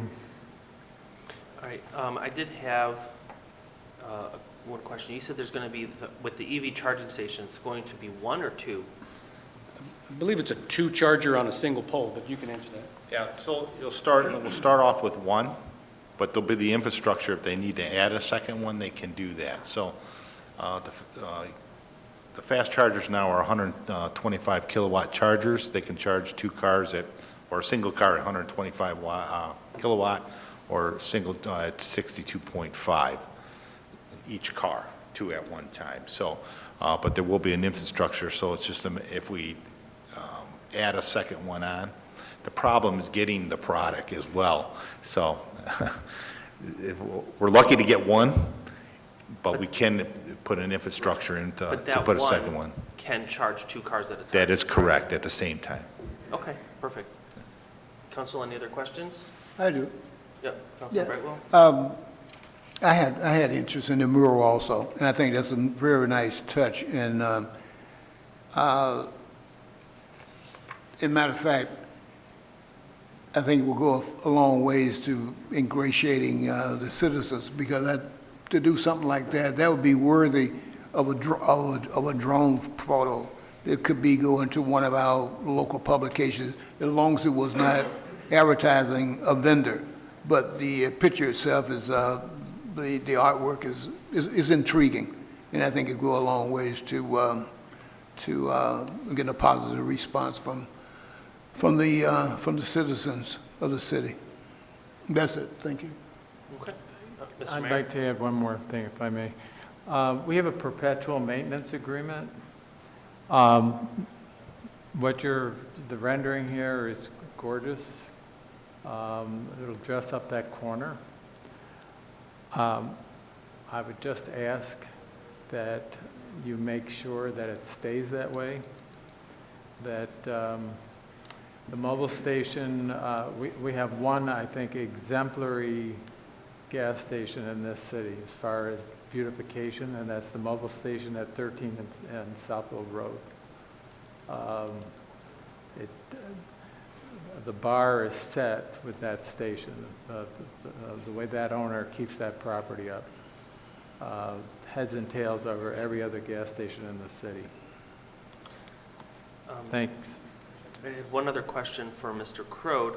In the presentation, you list the proximity of other gas stations, and you list the quality of those stations. So within the 1 mile proximity, there's average, good, and poor. What do you consider a poor gas station? This was part of the study that we requested of their team to provide, so I'm going to ask them to respond. And I had these queued up in case the question came up. So the quality levels were based on the convenience store quality, not necessarily the operational quality or the cleanliness, but the offerings and the architectural quality. Okay. So it was a design assessment, not a social assessment. But we did ask them to plot where other gas stations are located with a 1 mile and 3 mile radius, because we figured that would come up. Okay. I appreciate it. Thank you. Council, is there a consensus to move this forward? Support. I do. All right. Yeah. So this will come back, I believe, on the 23rd. Yes. Okay. Okay, Thank thank you you very very much. much. Thank you. All right, the next is the presentation and discussion regarding the zoning ordinance text amendment. Yes, if you recall, this item was brought before you a month or two ago. Our Northwestern Highway Corridor District, I don't believe the map of the plan and the zoning district matched up. We missed one parcel, which is the former Plant Moran. There was a presentation made by Friedman Group on some potential redevelopment, but under their current zoning of B3, which is general business, it limits their potential for repurposing this office building of multiple stores. So before they can go through the ODD process, we need to expand the eligible district. And it's a text map amendment to extend the existing Northwestern Highway Corridor further southeast to include the former Plant Moran property. That's basically it. I believe the applicant of the property would be subsequently submitting an application to go through a formal review, which will come back to council probably a month or two after this goes through its process of a public hearing and amendment. And again, you can see the areas that are under current districts for eligibility, what's proposed in red. And this is the existing building. We'd like to see it repurposed with a taxable use with some potential outbuildings as part of this. I think in the concept plan, there was a daycare, medical office, some other potential uses to support the repurposing of this facility. Site is also challenging because of the topography, which limits possible redevelopment. And ultimately, our goal is to not have this building remain vacant or end up in a landfill. So we're trying to provide some creative ways of repurposing the building and the site. I'd be happy to answer any questions that you may have. Council? It does not appear we have any questions. So this will come back on the 23rd for the required public hearing for the text and map amendment. Thank you. Okay, thank you. Next, we have the authorization to purchase and install 3 scoreboards for Beechwoods Rec Center. Good evening, Council. Parks and Recreation is here to ask for your authorization to purchase 3 new scoreboards for Beechwoods Recreation Center. As you know, Beechwoods is a year-round facility. We've got rentals, athletics, day camps, and leagues that happen. Our scoreboards, due to their age, have become unreliable. They're between, I would say, between 16 and 20 years old. The parts have become very scarce. We have to wait a long time before we receive parts when we do go to repair it. We've got some problems with light bulbs. The light bulbs are outdated. So we worked with purchasing in a cooperative contract. They reached out to 3 vendors. One was Athletica, who did not, said that they were going to have to pass on bidding because of staffing and delivery and deadlines. And then we had Gopher Sports, who did not respond to us. But our Nevco Sports out of Greenville, I couldn't remember that, Greenville, Illinois, put in a bid for the scoreboards, the controllers, the protective screens, and all the equipment that we need to have them installed over at Beechwoods. The expenditures will not exceed $21,826.22, and that includes 5% contingency. And we're requesting that you approve these 3 scoreboards. But I can answer any questions that you have. All right, I do have some questions with the scoreboard. So each scoreboard will be for each Court. court? Yeah, we've got 3 courts there right now. Right. And so it's a scoreboard per court. These particular scoreboards are not Wi-Fi. They're actually through a radio control. We had to do some electrical work there with the current boards, but they are prepped for new boards. And so they can operate individually, obviously. If we have a league in there that requires 3, we have 3 ongoing. The new ones do have LED lights, and they do have a protective shield to avoid any damage that we might get. So these will actually have to be for the scorekeeper. They'll actually have to have something plugged in. Right. At a bench or table. Right. Right. Okay, and just like everything else, do we think that this will get delayed with the install? Well, we hope not. I mean, we're just now, I was before you in the end of February for the scoreboard for the ice arena, and it's just now going to be installed on the 24th. We did call this particular company. We asked all 3 companies about supply and about their delivery dates. When we talked to them about a month ago, they were about end of June. With no guarantees. So our current boards are working, not efficiently. We've got flickering lights, and we've got a backup of some old light bulbs, so we're going to hang in there, but hopefully we'll make it through here the next couple months with what we have. And we're hoping to have them on board at least by middle of summer. And the last question I have is with the scoreboards. Is there an opportunity to brand it Southfield, put a logo on the actual scoreboard, or have sponsorships from a Southfield-based company to help add some additional revenue in the city or for We- Parks and Rec? We could take a look at that for sure. I don't know if there's, I know that on the one that we got at the sports arena, there was a spot where we could place a logo.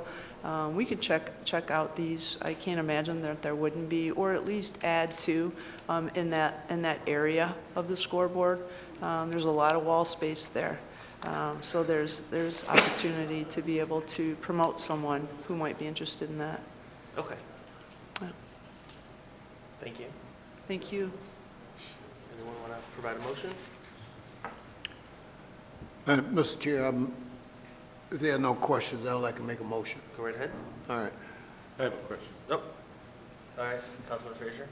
Is there any trade-in value for the scoreboards we already have? Not at all. What are we going to do with them?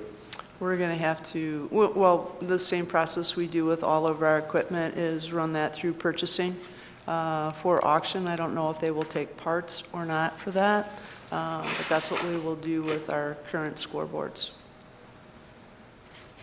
Okay, and the controls for the scoreboards, I think I heard our vice chair talk about that, but the controls are going to be locked so people can't fool around with them? Correct. Correct. Yeah, because we've got a lot of people coming in and out of that facility, especially in the gym space. A lot of folks who don't need the scoreboards, so they will be protected and locked, yes. Okay, thank you. You're welcome. Ms. Fields, do you know what the dimensions are of the scoreboard? I don't. I can get them for you, but I don't have them. Okay, is it going to be similar to the one at the ice arena? Or Pardon? Will they be similar to the one at the ice arena, or will they be a little bit smaller? I know that they're pretty similar in size. The ones at the ice arena, if I remember correctly, boy, I'd be guessing at size. So I can get you that information, but I'm not going to guess it at the size. Okay. Thank you. You're welcome. Okay, well, I move that the council approve the purchase installation of 3 scoreboards to be installed in the gym at Beechwood Recreation Center for a total of $21,826.22. Support. It has been moved by Councilman Brightwell, supported by Councilman Frazier, to approve the authorization to purchase and install 3 scoreboards for Beechwoods Rec Center.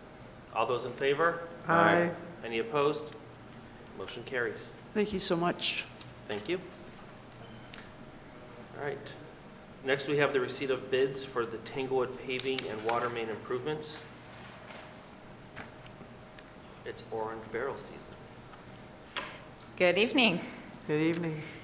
So the city has received 5 bids from our pre-qualified contractors for the Tanglewood paving and water main improvements project.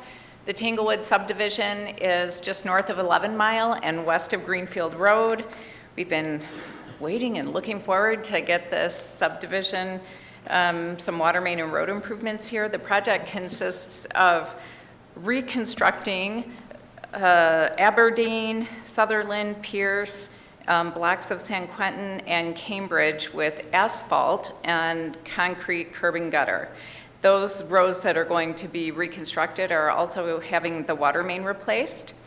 And the remaining roads will just have selective concrete slab repairs as needed, just so that we bring the whole neighborhood up to a higher quality pavement rating. There is going to be one new water main loop that's added on San Quentin from Shagbark to Aberdeen. This just is going to create an additional loop and improve the level of service in the subdivision. If in the future there are water main breaks, we'll be able to shut that water main down and affect less people in the neighborhood. The project overall improves 3.7 miles of local roads and replaces 5,825 feet of water main. The total project cost, including 25% for contingencies, engineering, testing, and inspection, is $6,288,843.50, and the funds are provided by local streets and the Water and Sewer Bond Fund. There's a map that's included as part of the item to clarify which blocks are going to be reconstructed and which ones just get the slab repairs. And so looking for City Council's authorization to award to DePonio Contracting, who is the low bidder on this project. The work is expected to be completed during this construction season. All right, Councilman Banks? Thank you. Has this particular vendor done business in the city of Southfield before? And if they have, are we happy with the quality of their work when it comes to the streets? Yes, DePonio has done quite a bit of work in Southfield, sometimes on major roads, oftentimes in the subdivisions. Underground is their specialty. The paving work they subcontract out. So all of the contractors on our pre-qualified list are there because they have done good work and they have good reputations and they work with us when problems come up and not litigate. There are certain contractors that really seem to want to fight you the entire way. So this has been a good contractor to work with. Thank you. Also, is there any incentive if this company finishes early? We do not have early completion type incentives built into our contracts. We have disincentives if they should be working beyond the contractual completion date without justified and approved extensions of time. And that would be? It's generally around $1,500-ish per day. It depends on the contract value. I don't have that amount offhand, but it's usually between, well, I would say on average about $1,500 a day. Okay. And then are there sidewalks in this area? Yes, there's existing sidewalks. So are they addressing any of the sidewalks or is? No, the only thing that's really addressed with the sidewalks here, some areas that may be impacted by the utility work we would be replacing, and then the portions of the road that we're reconstructing, whenever we're reconstructing or impacting anything by the intersections, we always upgrade the ramps at the intersections to be ADA compliant. Okay, thank you. Councilman Brightwell? I support this, but this is proof, and this is for the general public, this is proof that council people, they are not entitled to preferential treatment. Since I've been going back to 2015, when I first started running for office, I walked this neighborhood. I live in the neighborhood. I walked this neighborhood, and obviously these roads have been in trouble since 2015. I've sent pictures to Lee and off and on, just from a standpoint that when you're talking to someone in their front door and they say, well, Mr. Brightwell, what about that out there? Right. And so this is a long time coming, and obviously these roads, I ride my bicycle, and in some of these roads I will not ride my bicycle on because I would wind up getting injured. But anyway, I just want to make that statement that I don't think, at least this council person did not get any preferential treatment in getting things moved forward. So, but I'm 100% supportive. And I'm finally glad it finally got to be taken care of it. And as you look at that map, there are some horrible roads there. Thank you. That's my comments. Councilman Frazier? Yes. When we put out bids, is there an effort to meet our standards for DE&I? For DE&I? Yeah. I'm not familiar with that term. Talking about diversity. Diversity, equity, and inclusion. Because periodically when we're having road work done, I get a call that says, yeah, the contractor has minority employees, but all they're doing is turning the slow and stop signs. They're not working on equipment, they're not on the skilled level jobs. And I'm just asking, is this part of our bid process to make sure that they are meeting the requirements that we're trying to establish to make Southfield the center of it all. So there's no contractual requirements. What the city does from the purchasing side of things is to reach out to, in our world, especially dealing with federal projects, we call them DBE contractors, or disadvantaged business enterprises. And that would be handled more from the purchasing side, to reach out, to make sure they understand we have this pre-qualification process, and mostly to spread awareness to contractors.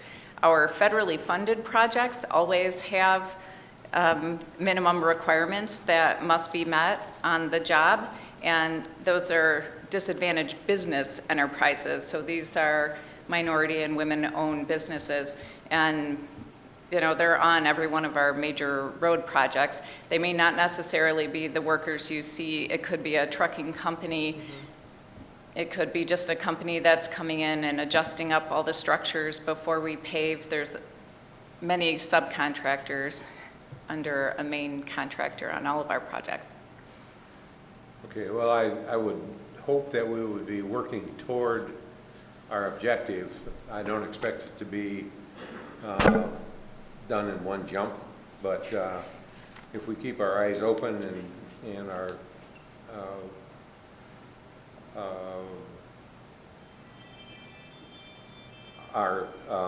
qualities in mind, we can work our way toward that.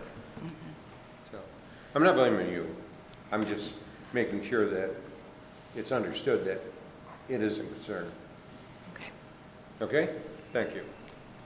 Mr. Chairman? Yes. I'd just like to make a comment. At the last legislative committee, there was a dialogue about responsible contracting.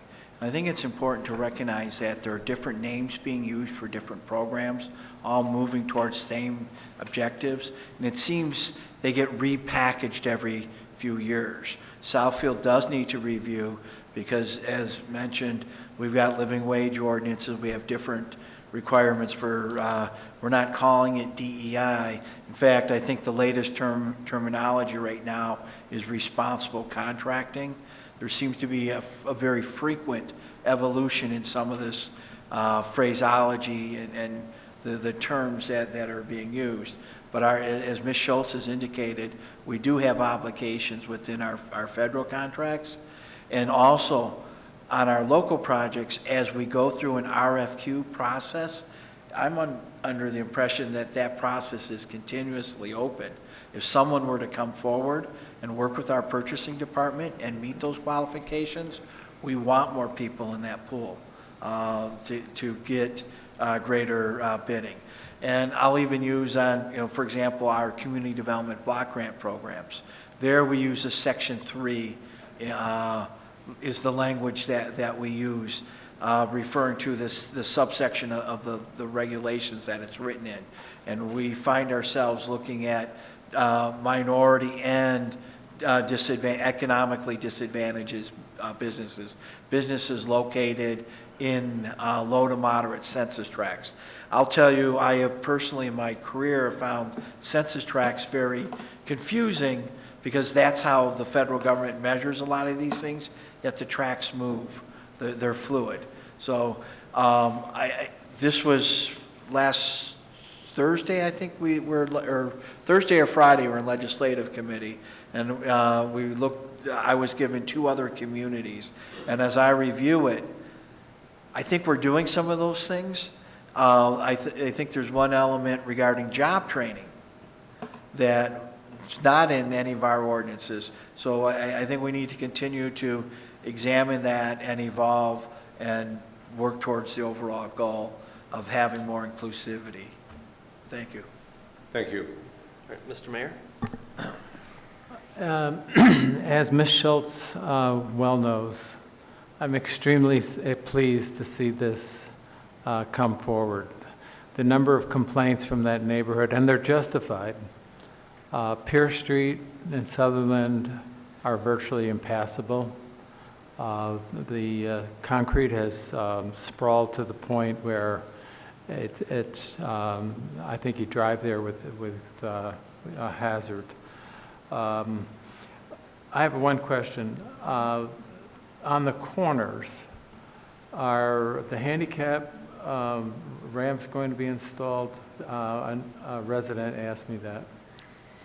So if are there corners where there are no ramps, or they're just not compliant? Well, they're looking for wheelchair accessibility with the rubber mat, the bumps. Right. And So that is... Mr. Chairman, if you could also address the backstops, because when we get the compliance, the next complaint comes back, why is this curb in my front yard? If you could speak to that, that would help out.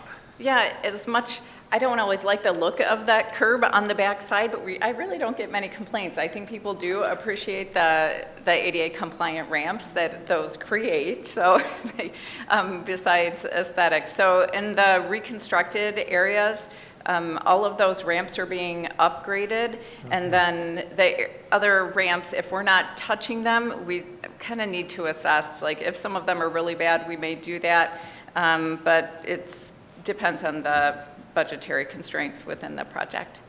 All right, thank you. So if I may, Mrs., what is the purpose of the backstop on the handicap, the curb in my front yard? Yeah, the backstop is not required. It's just because the grade, that landing has to be flat, has to be perfectly flat. So you can't go from, and then the sidewalk ramp itself has a maximum slope that's allowed to be. So, those two things, sometimes you're dealing with existing grades. What I like to do is see if we can get permission from the resident to go onto their lawn a little bit and blend the grade. If we can make that contact, and we'll just regrade it and put grass and not have to do the curbs on the back. So if we're not able to make contact, we put the curbs, so we make sure that all of our slopes are compliant. Thank you. I did have a question. Are there any driveways or homes in this area that have the culverts under the driveway like they do on the other side of Catalpa Park? So just that one street actually that you mentioned, I believe that's San Quentin there on the south side of Catalpa Park. That road does not have curb and gutter on the south side. That configuration will remain the same. There's some drainage issue that I've been made aware of that we are going to be addressing with the project, just to make sure all of that functions and we have positive drainage and cleaned up roads. So there may still be culverts under driveways. Okay. Thank you. Any other questions, council? I'd like to make a motion. Go right ahead. I move that we award the Tanglewood Paving and Water Main Improvement Project to Deponio Contracting of Shelby Township, Michigan, for an acceptable low bid of $5,031,074.80, and we add for engineering, inspection, testing, and contingency, $1,257,768.70 for a total amount of $6,288,843.50. It has been moved by Councilman Brightwell, supported by Councilman Hoskins, to approve the receipt of bids for the Tanglewood Paving and Water Main Improvements, job number 1955 SFLD. All those in favor? Aye. Any opposed? Motion carries. Thank you. Thank you. Next, we have the receipt of proposals for the tax and water bill lockbox services. Good evening, honorable body. I'd like to discuss this evening the RFP that we had issued for lockbox services. Lockbox Services is the company that what they do is we have 150,000 water bills and 62,000 tax bills that we send out annually. This company sends a courier to our postal box and picks up the mail, takes it back to their facility, opens the mail, and then sends the proceeds to our bank account, and so it relieves a lot of the back office work and frees up our staff to be able to focus on the phone calls and also for the in-person residents and the Dropbox business and also online payments that come through.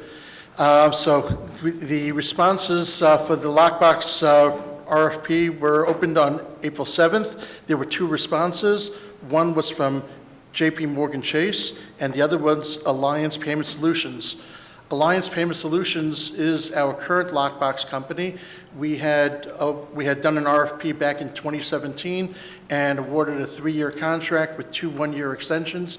Back then, that contract is coming due now, so that's the reason for the reissuance of an RFP again now. And so we ended up finding that Alliance provided us with the best pricing. We've been very satisfied with their services, and we would like to continue with them with a 3-year contract and 2 1-year extensions. Again, the total estimated cost will be about $10,000 annually for water and $3,500 for tax.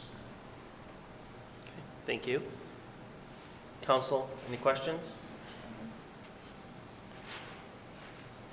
Yeah, I think I do.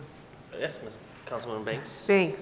So if someone were to make an online payment, it goes to this company and then this company forwards it to the treasurer's office? Their job is only to handle the mail-in payments, payments that are sent in through the mail, payments with a check that are done.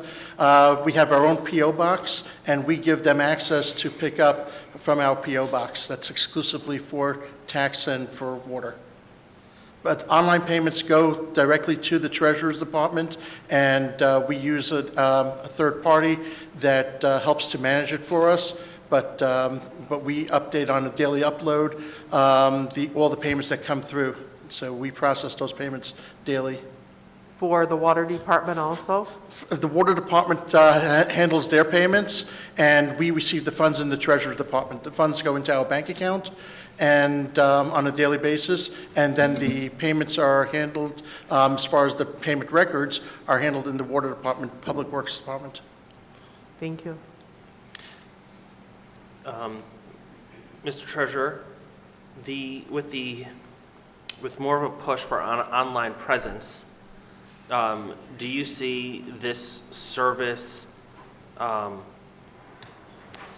needed in the same capacity? For example, if we're issuing all those bills, but let's say only 20% come back in the mail, as time goes on, will this cost be reduced, or is it just a flat fee? So we pay, it's about $150 on a monthly basis. That's a monthly fee for it, and it's per item.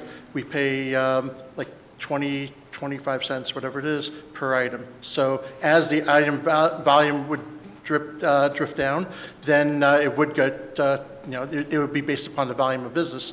And I expected that more people would be not paying with checks as much anymore as technology improves and things like that. But we find that there's a high volume of people that still utilize that postage and sending in the mail, even with the problems with the post office service. But it still continues on. Okay. Thank you. Council?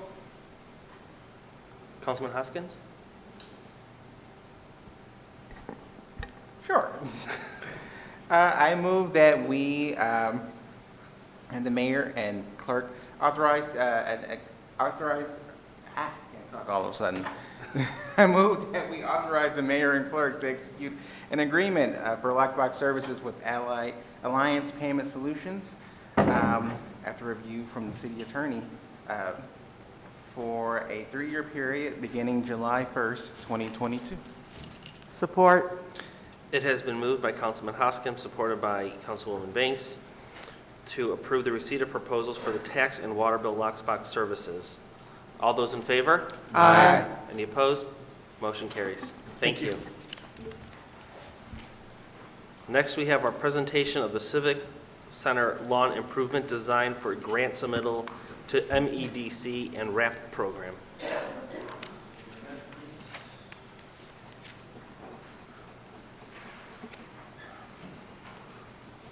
I'm going to give an introduction, then turn it over to Chris, and we have other departments here available to answer questions.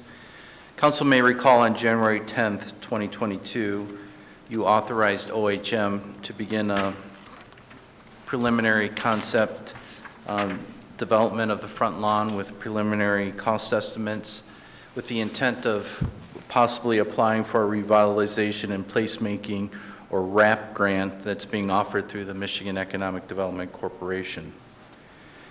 This project builds upon years of work across the planning, parks and rec, and library departments. Efforts represent an important collaboration between these three departments, which formed a steering committee with the city administration to guide the development of the proposed design. Improvements will continue to develop the area as the front door or front porch of the city municipal complex. Importantly, the proposed design provides accessibility to seniors and persons with disabilities. It respects the significance of City Hall by creating an elegant and park-like design, incorporates features which accommodate and expand programming of the front lawn, and addresses some of the persisting maintenance and navigation issues on campus. The grant being considered from the MEDC focuses on creation of place-based infrastructure for seniors. Grant requires a $1 million match and is due on June 3rd. Design will be brought back on May 23rd to seek a resolution supporting submission of the grant if the council so desires. Tonight's focus is to present the design developed for council's review and comment. And I'm going to turn it over to Chris Riggert of OHM Advisors, who has worked on a number of projects within the city and for the Parks Department. And again, Ms. Beal, Ms. Fields, myself, and city administration will be available to answer any questions at the end of the presentation. We also have a short video that we'd like to show after the PowerPoint presentation. Thank you. Good evening, the council. It's a pleasure to be before you again this evening, especially for what I think is a really exciting project. As Planner Crode mentioned, we have for you this evening a PowerPoint presentation that shows the design that was developed, a short video, and then we'll entertain discussion and comment and reflection from council. Before I jump into walking through the concept package here, I do want to say that we feel like this is a very strategic project at this moment in time. Our organization, OHM, has gotten to know Southfield through a number of larger projects like the Northland Master Plan, the Civic Campus Assessment, as well as a number of smaller projects that we've assisted with most recently. This has allowed us to know your community and bring that information and that knowledge to this project. And we feel this is strategic, not only because, as our Planner Crode mentioned, it is the front door to the city. It also builds on initiatives that the city has been working on for quite some time and affects a broad cross-section of the community, be that the business community and restaurants along Evergreen, which is still recovering from the COVID pandemic, an industry that's recovering from the COVID pandemic, residents who daily visit the Civic Campus, either to walk the loop, visit City Hall or the library, or be it for larger events that serve your residents as well as open up your campus to a larger, more regional audience. For these reasons, this is a very timely and strategic project. So with that, I'll walk through the concept package that has been prepared. I'd like to acknowledge the team that supported this effort, composed of a leadership team from multiple departments, including Planner Crode, Director Terry Fields, and Head Librarian Miss Mary Beal. The area that we studied was what we were calling the Civic Lawn, or the area encompassed by the walking loop, as shown in this graphic, as well as the entrance to City Hall and the public space between City Hall and the Southfield Library. The process that we followed is shown here in this graphic. We met with the steering committee multiple times, upwards of 5 times, one of which was a site walk through the lawn. I think we managed to schedule it on the coldest day of the year. And the design development, we conducted analysis of this site, developed multiple options, reviewed those with the team, and refined that to the single option that we're here to present to you this evening. At the beginning of the project, the team set a number of project drivers which were critical to the outcomes that we're here to share, and I'll walk through those now. The first being pedestrian circulation and access. That means making sure that everybody, regardless of background or ability, is welcome and feels comfortable in this space. Logistical and programming accommodations. The Civic Lawn hosts a number of large events currently, for example, the Kimmy Horn Jazz Festival, however, is subject to weather and has some limitations for getting equipment in and out of that space. That's something we sought to address with this project. One of the other conditions that affects the ability to program the front lawn is continuing drainage issues. There's often standing water for long periods of time, which can prohibit the programs and activities that are scheduled to occur. We heard from this body, as well as from others from the public, that site legibility and wayfinding is a focus, or should be a focus on this campus. We sought to address that as we could within this project. And lastly, we wanted to ensure and kept an eye for making sure that whatever the recommendations are here, they fit into whatever may be a longer-term strategy, that there's flexibility here and that it facilitates the campus long-term, and that we're not seeing a short-term return on this. Like I mentioned, we did conduct a fair amount of analysis of the site. This is a compilation of our findings, and I won't walk through all of these points because there's a lot of information here, but the few pieces that I will highlight is that the direct connection from City Hall to Evergreen has been planned for quite some time and something that we wanted to capitalize on. The ideal stage location is on the north side of the lawn. However, you can see overlaps with a fairly sizable area that presents drainage issues and challenges to programs. And then also, we wanted to allow the library to become part of the Civic Lawn more meaningfully and incorporate programs and activities within the library to be able to spill out into the Civic Lawn. That was something that was desired and something explored within this scheme. So with that, I'll pivot to the design that was developed, and this is a diagram that shows the overall moves, the large, broad brushstroke moves that form the design. The first being the promenade, a civic promenade that connects the existing mid-block crossing on Evergreen to the front of City Hall. Maintaining the walking loop, importantly, as infrastructure, and we actually expanded it to be just a little bit larger. And then overlaying on top of that a pathway network that starts from the drop-off in front of the library and from the area where folks may park to visit this space to flow gracefully through the site and encircle a variety of spaces within this. So instead of one larger giant lawn, we now have a north lawn, we have a south lawn, we've got a smaller space which we've taken to calling the Commons, and an area we were calling the Flex Zone, which is between the library and the lawn. So there's a variety of spaces that are created here, and we've rendered this and visualized it in a way that hopefully shares the design intent here. So here is a rendered plan that shows in a little more realism what those spaces may look like. And again, you can see the bold move is this civic promenade that connects the existing mid-block crossing to the front of City Hall. And you can see this is where the pathway network starts to overlay and create a variety of spaces. So just so everyone stays calibrated, we were looking at the plan with north being page left. We have now rotated it, so north is the top of the page. Hopefully no one got whiplash.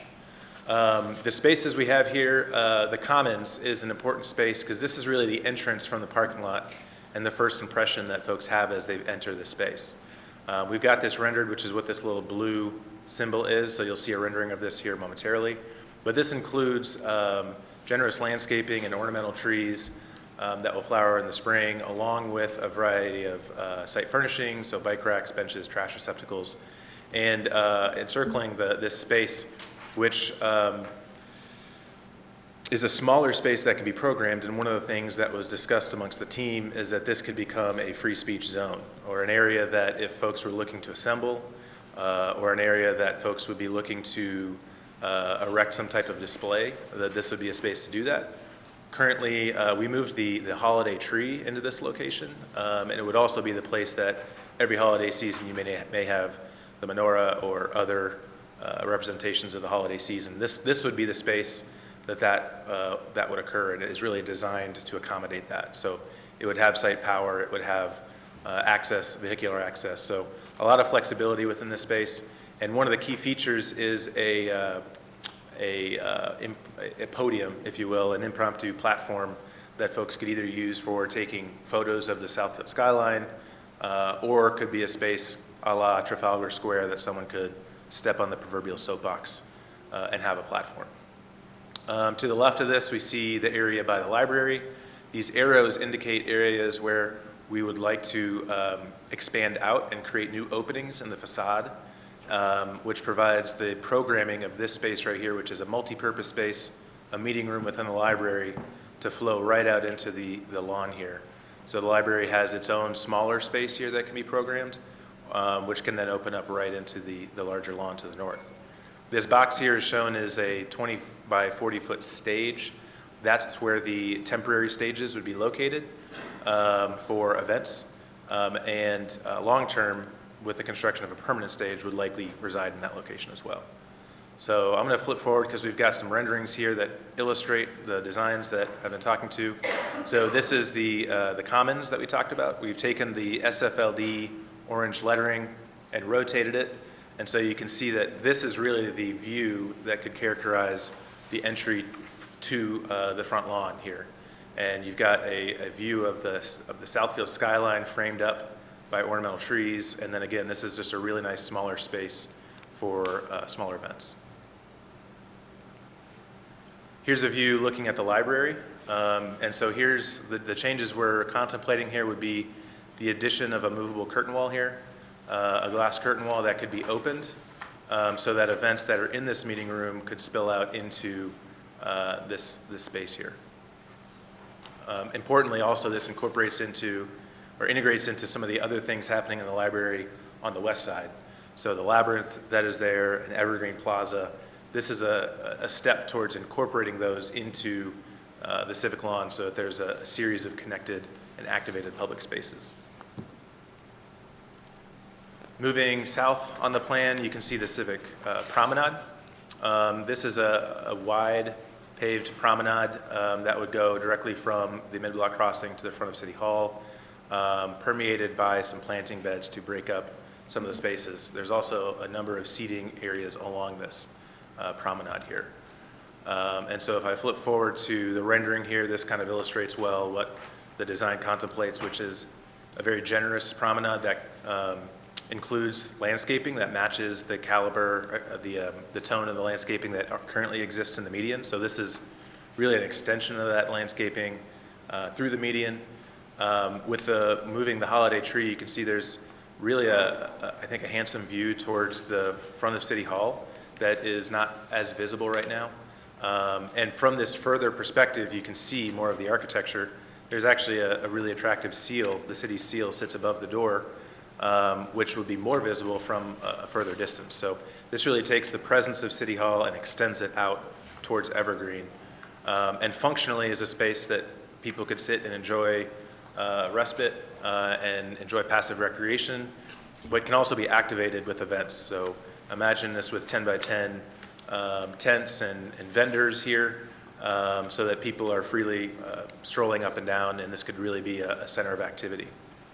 Importantly, one of the things we heard from this body was that the design of the space needs to reflect the importance of the business that happens in this building. And so you'll see that the design is park-like, but also takes a civic tone and one of elegance that matches the architecture of the building and, again, the importance of the business that happens here at City Hall. Moving to the south, we have the south lawn space, but we've also reconfigured some of the south side of this area to create to take the existing pocket park here and reorient it to work with the design, to introduce a signage component, which you'll see, and also to create a buffer for some really nice secluded seating areas that look out into the lawn, but are buffered from the traffic that may come and go towards City Hall. And so here's a view as if you were in maybe a little more elevated, but if you were in a car coming around the roundabout, this is the view that you'd see. So we've reconfigured the entry plaza here so that there's views that it'll focus views right into the lawn area. And we've introduced a sign here with some landscaping too, so that as you come up from the lodge towards the Civic Campus, there's a really refined and attractive view that introduces not just this space, but the larger Fracassi campus. So with those designs, we did look at how to phase this out and what that would look like. And so this is a plan that would, potentially you could break this up into 4 separate phases.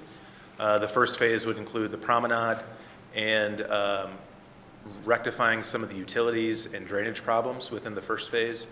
The next would be the commons area, which is the entrance into this area, into the larger design. The north lawn would be the next phase, which would include improvements to the library, the architectural improvements. The next phase would be the south area, and then the final phase would be a permanent stage. And if we look at how we've costed this out and what we anticipate some costs maybe, you can see the breakdown here. We've broken this down so that the permanent stage, which may come at a later date, is broken out. But you can see the first couple of phases to cover basically everything except for the permanent stage is around $5.8 million. Now, what I will say about the cost here is that we have observed that the bidding and construction market is extremely volatile right now. We've seen some projects come back in the neighborhood of 40 to 60% over budget. And that's due to material shortages and labor shortages. So we are in an inflated period right now. So this is a very conservative number because we really want to make sure that whatever budget we move forward with is enough to be able to tackle this project. So I would say that there are definitely probably ways to gain efficiency, and as we continue to work through, that number can probably be refined. But so that's the budget breakdown, and the last thing is to share the video before we open up for discussion.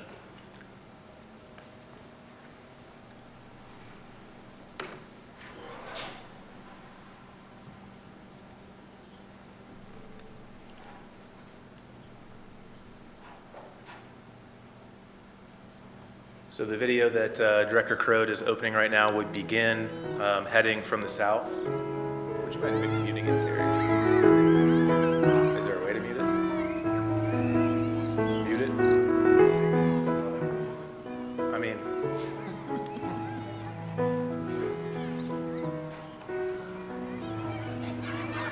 so we approached from the south, from the lodge. Here we're heading north towards the library.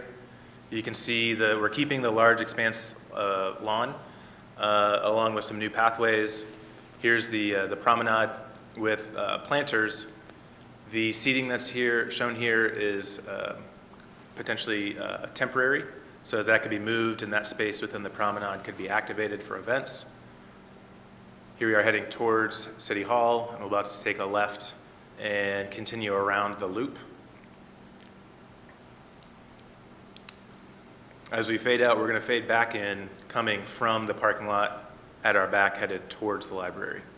So the parking lot's at our back, library is on our right. We're now heading south. And here's the view. This is really the view that would greet people as they enter this space. A view of the skyline framed up by the landscape, and a smaller, more intimate space with seating.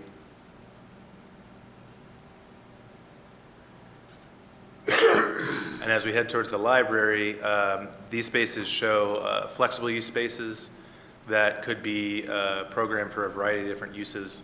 We're creating a tree canopy for shade with some movable furnishings underneath, and then here we're into what we call the flex zone space between the library and the civic lawn.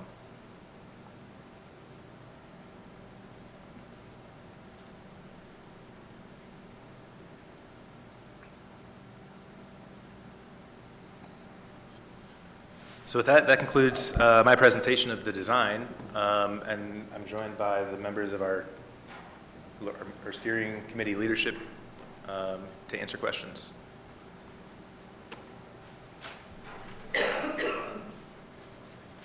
Can you guarantee the weather that you had in the video? If only. If only.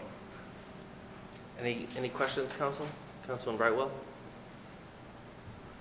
I got a couple questions. Do we lose a portion of the loop? Does it decrease in size or, circumference? It actually gets a hair larger. Very larger? Yeah, Okay. we took this edge over here, this part of the loop, actually moved to the north a little bit so that we could create this smaller zone in front of the library. So it actually expands a little bit. Okay, that's good. The promenade, what is it made of? What do you propose? What type of material do you propose it? It's a great question, and it's one that we contemplated.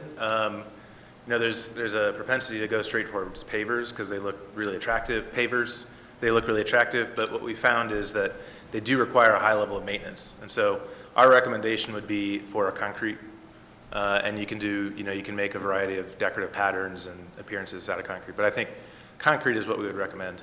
Okay. And on one of the sheets, are the flag poles, are they in the middle of the promenade? It looked as though you would have, the three of them, and all three were in the middle of the promenade. Is that? You're talking about up towards this area up here? Yeah, up there, yeah. Yeah, we would look to maintain the flagpoles.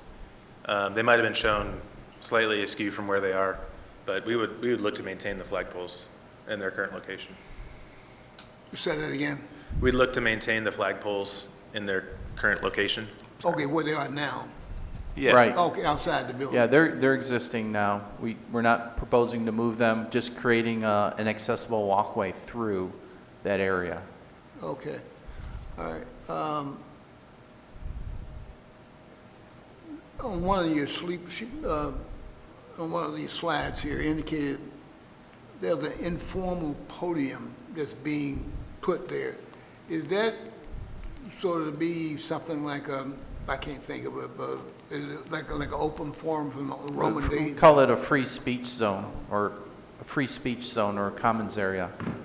Okay, so it's just going to be a small area for small gatherings? It's an accessible, slightly raised podium, similar to a soapbox that someone could get up and talk about whatever items they'd like. And that small programming area is intimate for special events, for holiday display, or for civic protest.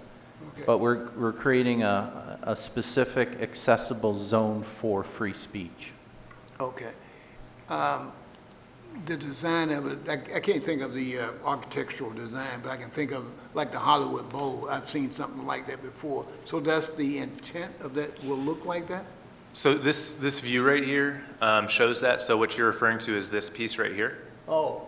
So it would be, the vision would be that it is accessible, so regardless of ability, you can elevate yourself. And so what's being shown in this rendering is, on an average day, maybe it's a place where somebody could stand and take a photo and get the signage and the skyline of Southfield. And during events and civic events, that could be the place where someone may be standing for orating or presenting.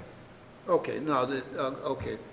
When I was looking at it here, it said informal podium, but up here, there's actually no podium. This is the informal raised? podium. Maybe it's more formal, but that's what that refers to. It's raised about 18 inches above grade, but it's accessible.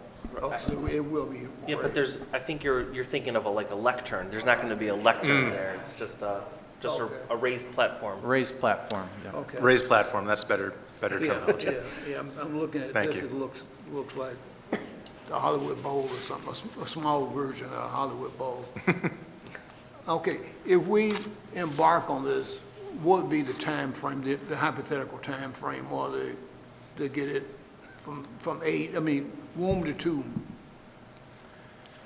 I may look to. Well, again, if all the funding were in place, and we're hopeful that we're going to seek $1 million match, it's I think you were saying 18 months. I mean, one of the things that I know we talked a lot about is that we probably lose one season of programming.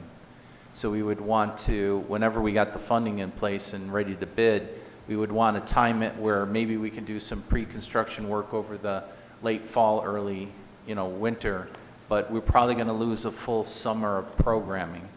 So in that respect, it's about an 18-month construction, and it could be longer if we do it in phases.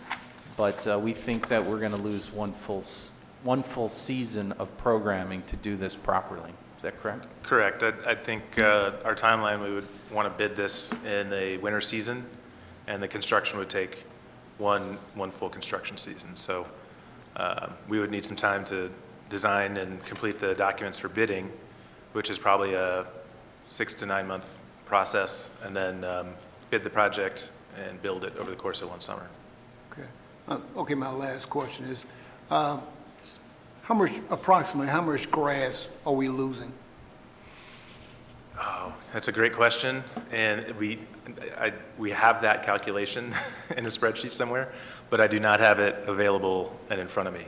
In general, we actually are expanding the lawn area, but we're adding in the promenade and a few other items. So I think it's probably pretty close to a wash, but I think on the 23rd, when we come back before council, I can have a firm answer for you. Yeah, I think the way to look at it is, and I overheard, is that we're gaining a lot more usable, accessible space. Okay. Through this design. As you know, when we have seniors and others who come walking out on the wet mush and putting their umbrella chairs down, not everybody can navigate that. And you see them, attendees setting up along the loop where it's accessible and it's shaded.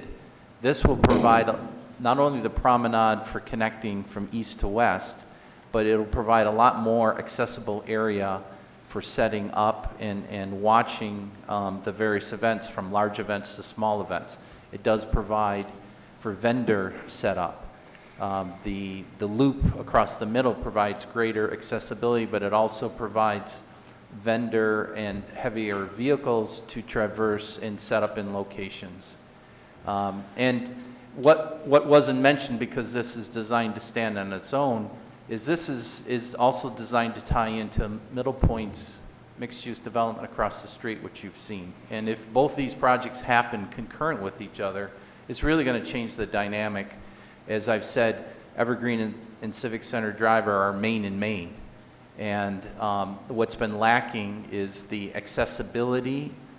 We've worked together with these departments. We all feel that this can be programmed much better, and we can get more users, especially our seniors and persons with disability, to take advantage of these mostly free events. So in essence, this would be a 100% functional piece of land. That's correct. Yes. And we took your words to heart that we didn't want to overdevelop it. Right. And I've used the term Olmstedian, so it's got that nice passive park feel when there's not events. But I don't want to speak for Ms. Fields or Ms. Spiel, but they're excited about the programming space and the ability to have multiple events at the same time, as well as large events. And I'll let you weigh in, Terry. Maybe Ms. Terry, can Fields.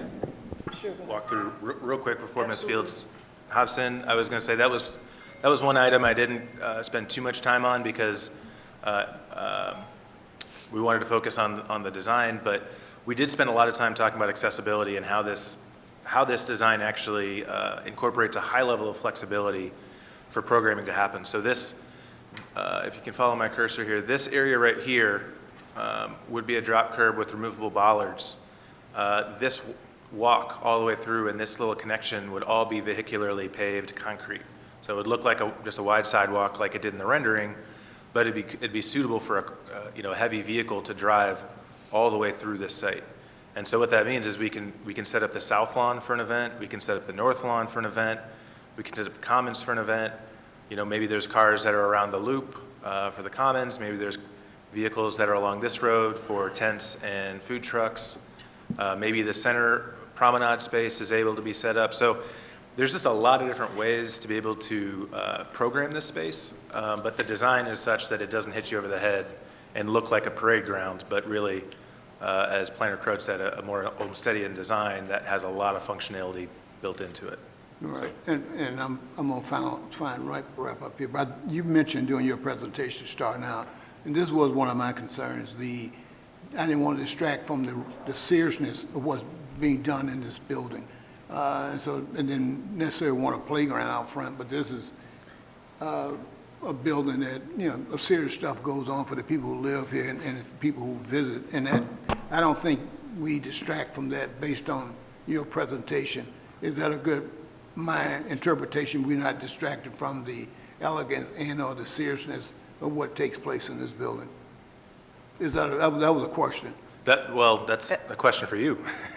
No, he was saying, does the presentation, in our estimation, does this presentation address that? Oh. And that was a focus for us from the very beginning, because I think we heard a number of council folks who suggested that it has a professional air about it, and we didn't want it to be circus-like. We didn't want it to be a carnival setting. There's a lot of business going on in the facility, but at the same time, it's a lot of usable opportunity. It's a lot of opportunity for usable space. So when someone says program, that can mean a lot of different things to a lot of different people. Programming might be a concert on the front lawn. Programming might be a yoga program outside in one of the areas that are a little bit more secluded. A program might be the garden club having their annual or their monthly meetings out there. So we've got a lot of opportunities for options that we haven't had before. And the other part of this is it opens up the door to partnerships. And when I say that, I mean folks like the Crohn's and Colitis Foundation, when they come in and they have their event, we get a number of phone calls after those events. We get a number of phone calls after the Kimmy Horn Jazz Fest or Rhythm and Rhyme saying, they would like to have that same kind of concert and they'd like to do it a month from their phone call with me. So we have a lot of folks that just don't understand the planning that goes into some of these events. When we have a sketch, a schematic like this, it really does give a footprint of how to use the space so that Terry and I can work with partners coming into the city, and we actually have a template of how you would do a walk, or, we've got that connectivity across Evergreen. It really opens up the doors to how we use that space and interpret that space, and it does so in a really safe way. I believe too, more than anything else, and we've all talked about this, including Mary, the collaborativeness, so it brings all of us together, the library, Parks and Recreation, our city, it brings all of us together to be able to coordinate and to program, but the accessibility to our city residents, and especially our older adults. I can tell you that when we have that senior appreciation celebration every year, we get between 500 and 600 people, and they want it outdoors. In that front lawn, the way it is, it would be very, very difficult approaching it, and really we can just use the sidewalks around that grass. With this kind of design, boy, we can set up vendors so that they're right along those sidewalks, they're right along the inside, and it allows our folks, whether you're using a wheelchair or you do have some accessibility issues, you feel part of this space. You don't feel like we're doing something special in order to include you. This is very inclusive. It's for us, and I know I'm one of the people who sat here and we've talked about it and worked on it, but we're so excited about the potential just because of the accessibility. Sure. Okay, this is my final question. I know I touched on the aesthetics and the functionality. How is the drainage being addressed? So currently, if I flip back, this graphic kind of illustrates some of the areas that were observed generally to have drainage issues. And like I said, one of the key areas is the areas that overlaps with sort of the core of programmed events. And so the proposal or the design would install a series of rain gardens along the south or west edge of this project, Right. which would include catch basins that would tie into a storm line that runs right through here.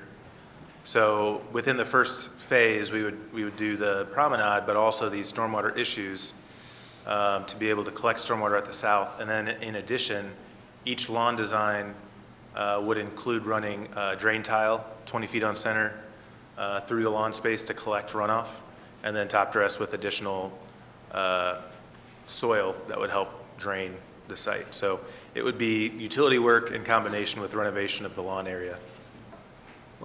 Okay, thank you. All right, Thank you very much. Councilman Frazier? Yes, I have several questions.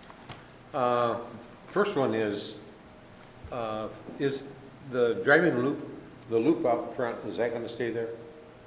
Absolutely. I know the flag, you talked about the flags being there. Oh, you're talking about this drop-off loop right here?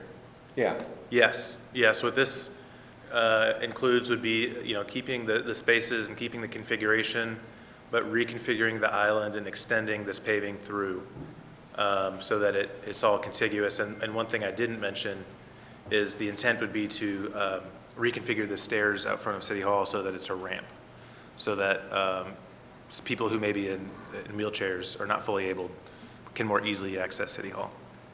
You answered one of my other questions, so good for anticipation. And that was it.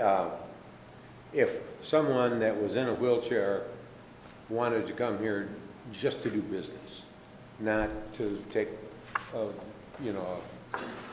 part in an event, would it be easier, harder, or no difference for them to get in the building? Easier. It would be Easier? Yeah. And I know that the design of a ramp has to be a certain drop, as I think an inch a foot or something like that. Correct, yep. How do you plan to get someone from getting out of their car to the top of the stairs with that kind of a design? Yeah, it's a good question, and I'll admit there's more detail to be had there because we're kind of in concept, but one thing I will say is that this crossing right here, the thought would be that this is a speed table, so that as you cross this area, you're not actually going down to road grade and back up and down and back up, but it's actually one continuous grade. And so essentially cars would have to come up and over a speed table as opposed to pedestrians having to go down and back up. So that's one area that, if you're on the promenade here and if you're parking here, you can access right here. It's all, there should be no threshold and you can roll. And right up if to I the could add, which hasn't been mentioned, but this also provides greater accessibility from our current bus stops that are located in Evergreen and Civic Center. So to and from City Hall and to and from the library, it's a shorter, more accessible route. Okay.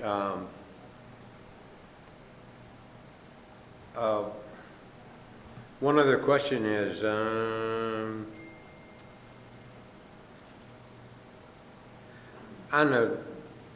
if you come here during the middle of the summer, when the weather's fine, there's always a group of, it seems to be young men out playing games on the front lawn. They're playing football or whatever they're playing. Is this design going to interrupt that? Not at all. I think They'll still have the space to. Oh, absolutely. Yep. Okay. I'd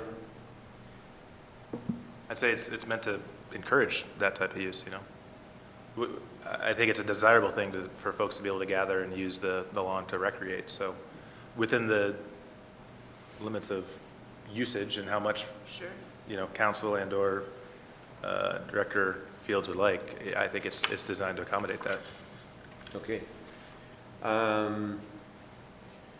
The police monument on the southern end of the lawn, it's pretty picturesque, and there's a place for people sitting, there's benches but it seems to be hidden. If you're not careful looking for it, you can walk right past it, you can walk around the chairs out toward the parking lot and not see it. Are you gonna do something to open that up a little bit so that it takes more of a, Myron, the plan is to move that in front of the police station. pardon me? The plan is to move the police memorial in the front of the police station. Oh, has the council talked about that? Well, that's the chief's plan, and something was drawn up, I don't know where it is. Okay. I had not heard about that, so. Well, that's what I'm telling you. And it sounds reasonable. That's why we're here. It sounds reasonable.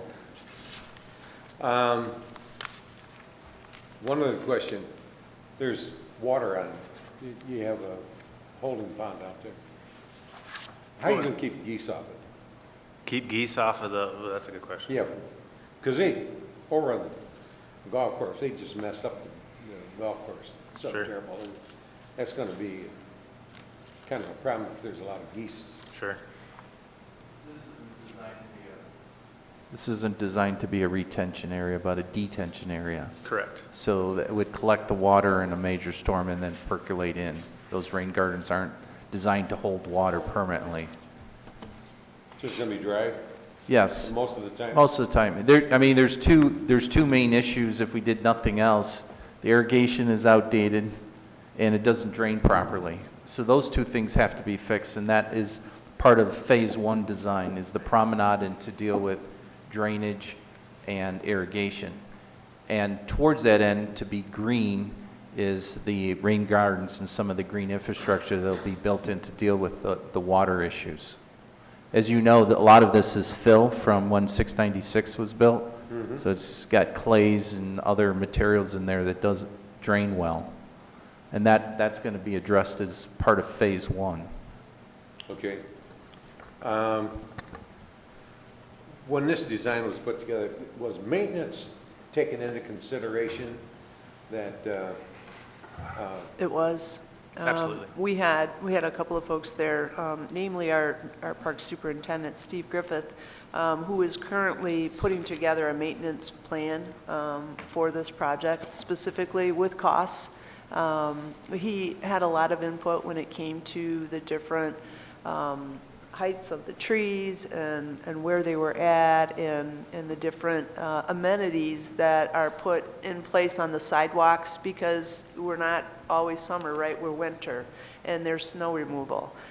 So what kind of amenities we put in particular places, we're really looking at it from a maintenance standpoint as well. So yes, we've had the maintenance component as part of all of this project. Okay. I do like the design and to freshen up the front of the building. But one of the things that I always find very attractive is in the spring, and I think it's partially because of our Parks and Rec people that know how to plant flowers. Walking up the stairs, the flowers on both sides, is absolutely gorgeous. Beautiful, yeah. And, that needs to be kept in mind, how picturesque the front of the building is already.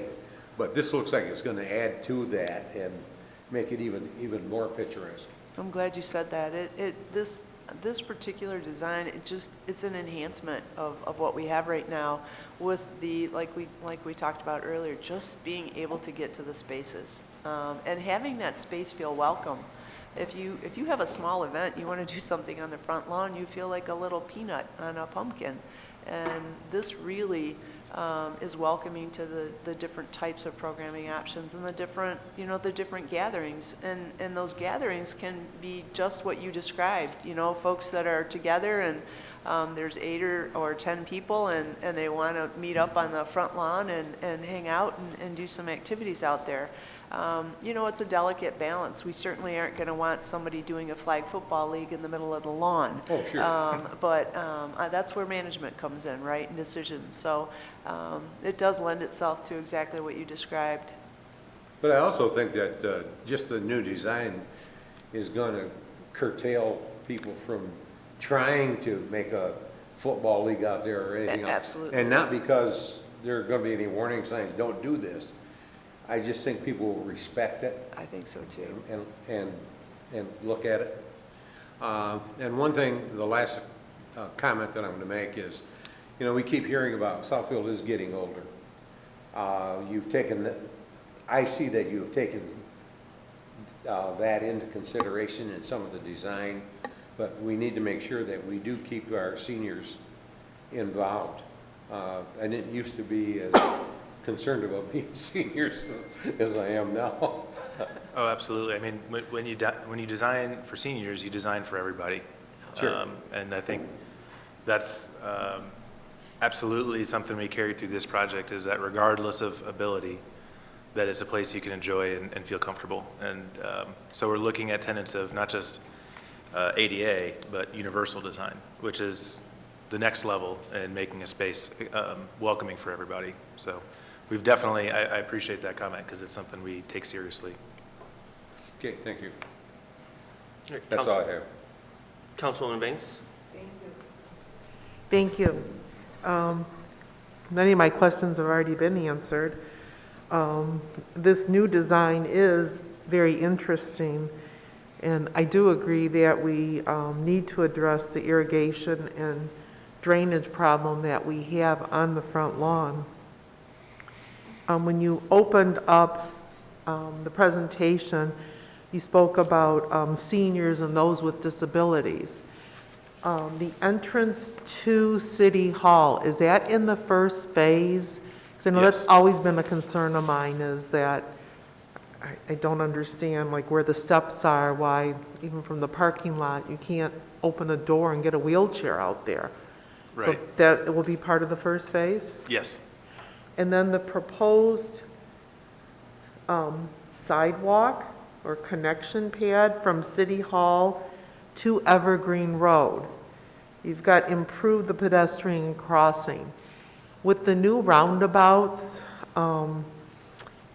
I've always been scared that something's going to happen with someone crossing.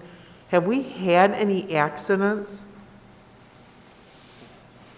Pedestrian-wise, not to my knowledge. I know our planner, that's a frequent topic with our police chief, and we think, I'm going to use this as a chance, we'd love to have a dialogue at the right time about improving pedestrian crosswalks and putting ordinances in place, but to my knowledge, we've not had a person hit between the roundabouts. I think the last pedestrian hit was at Central Park Boulevard, going into the 2000 Town Center buildings. A resident of 5000 Town Center was hit crossing, but not between the two roundabouts. Right. We did talk about, though, enhanced either the hawk signals or pedestrian lights across here, because we feel with the development by Middle Belt and this enhancement, it's going to increase pedestrian traffic. The other thing that we didn't really mention too much, but we see the closing between the two roundabouts for major events where we could have vendors using the street as well to expand the amount of space available for large events. So that has been discussed.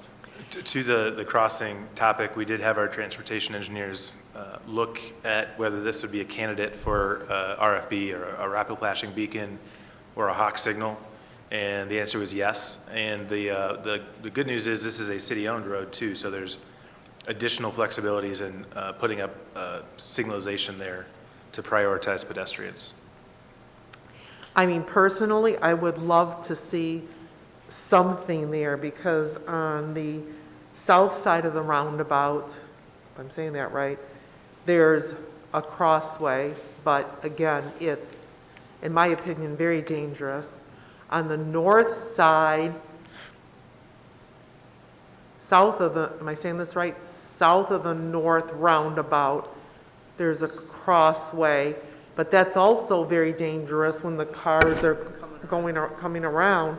So it seems like the only safe one, which I personally don't feel is very safe is the one in between the north and the south roundabout, and there could be some kind of light or flashing. Yeah, that's what we're talking Right. about. But I think Mr. Zorn alluded to, and it's something that I'd like to champion, is local ordinance protecting pedestrians in our local crosswalks. Mhm. That'll give more weight to pedestrian safety.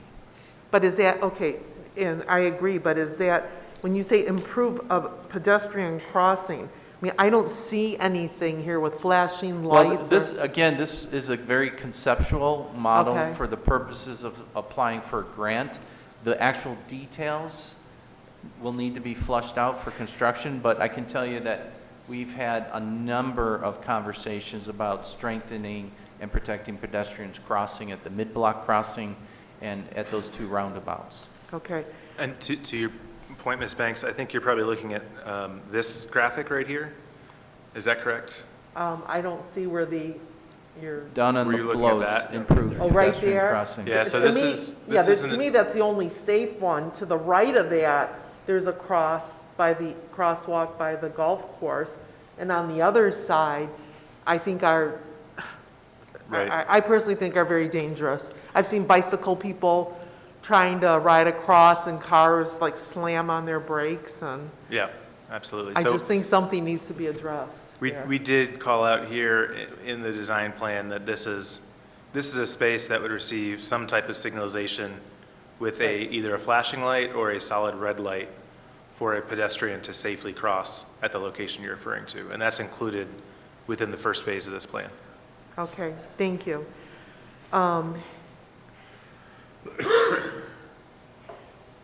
Okay, so right now, this is a conceptual plan, and we're just asking if we can go out for, Well, through the chair, this is a presentation for discussion. We'd like to come back in 2 weeks as we continue to finalize the grant application to get your authorization to apply for the grant. apply for it. So then, if we're able to secure the funding, then at a later stage, we'd come back with the construction estimates and going out to bid and so forth. But this is a very important first step. We came to you in January because MEDC announced that these grant dollars would be available as of June 1st. We needed a couple months to get to this point.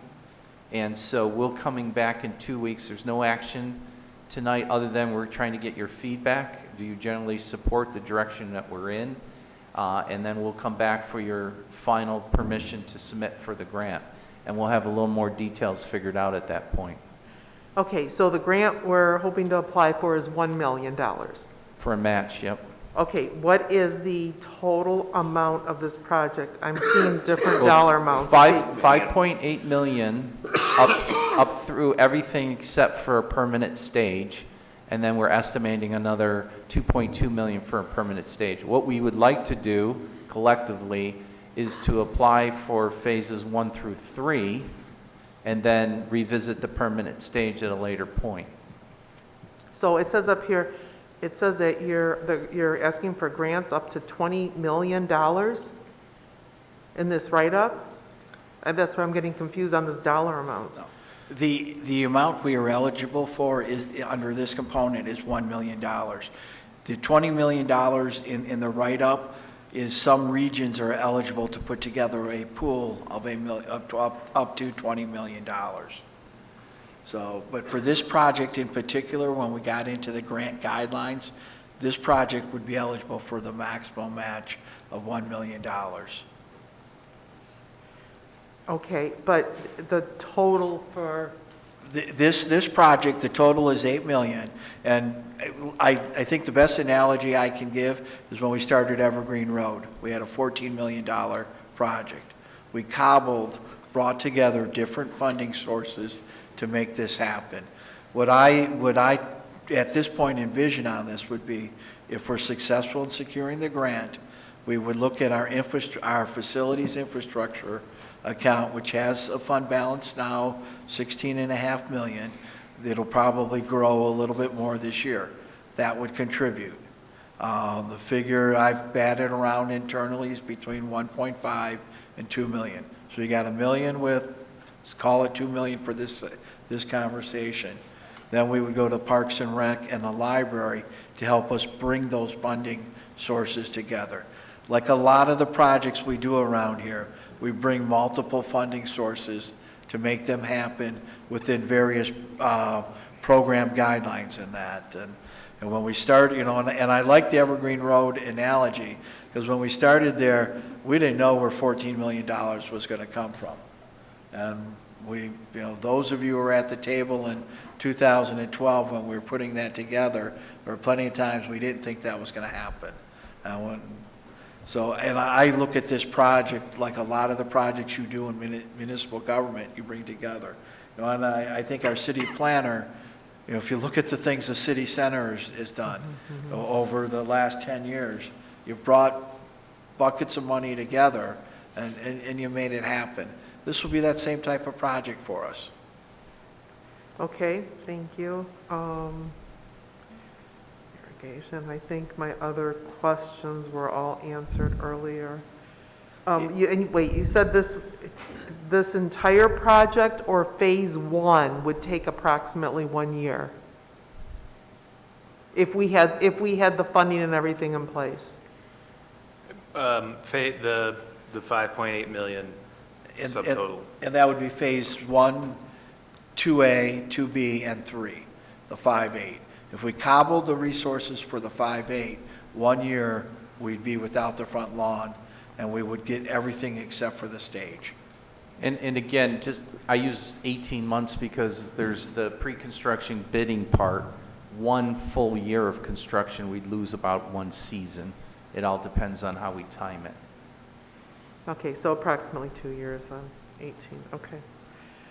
All right, thank you. Councilman Hoskins?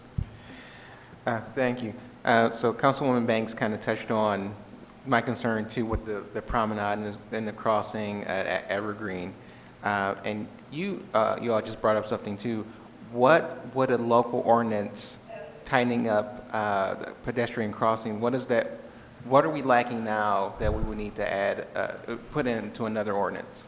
I'd like to work with our city attorney on defining that, but right now, we have signs that basically say pedestrians cross at your own risk when traffic clears, as opposed to putting in place the ordinances that protect pedestrians crossing at designated crosswalks.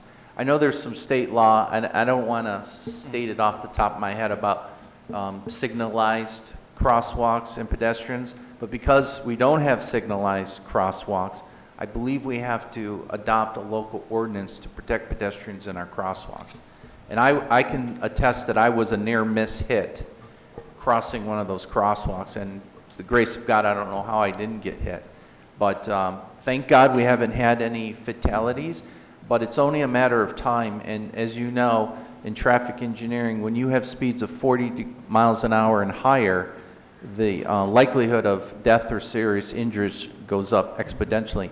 And even though the street is signed at 25, 30, we know people are going well in excess of 40.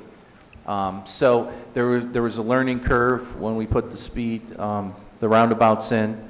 We want to encourage pedestrian activity. We need to protect pedestrians at these crosswalks. And I think there's more work that needs to be done.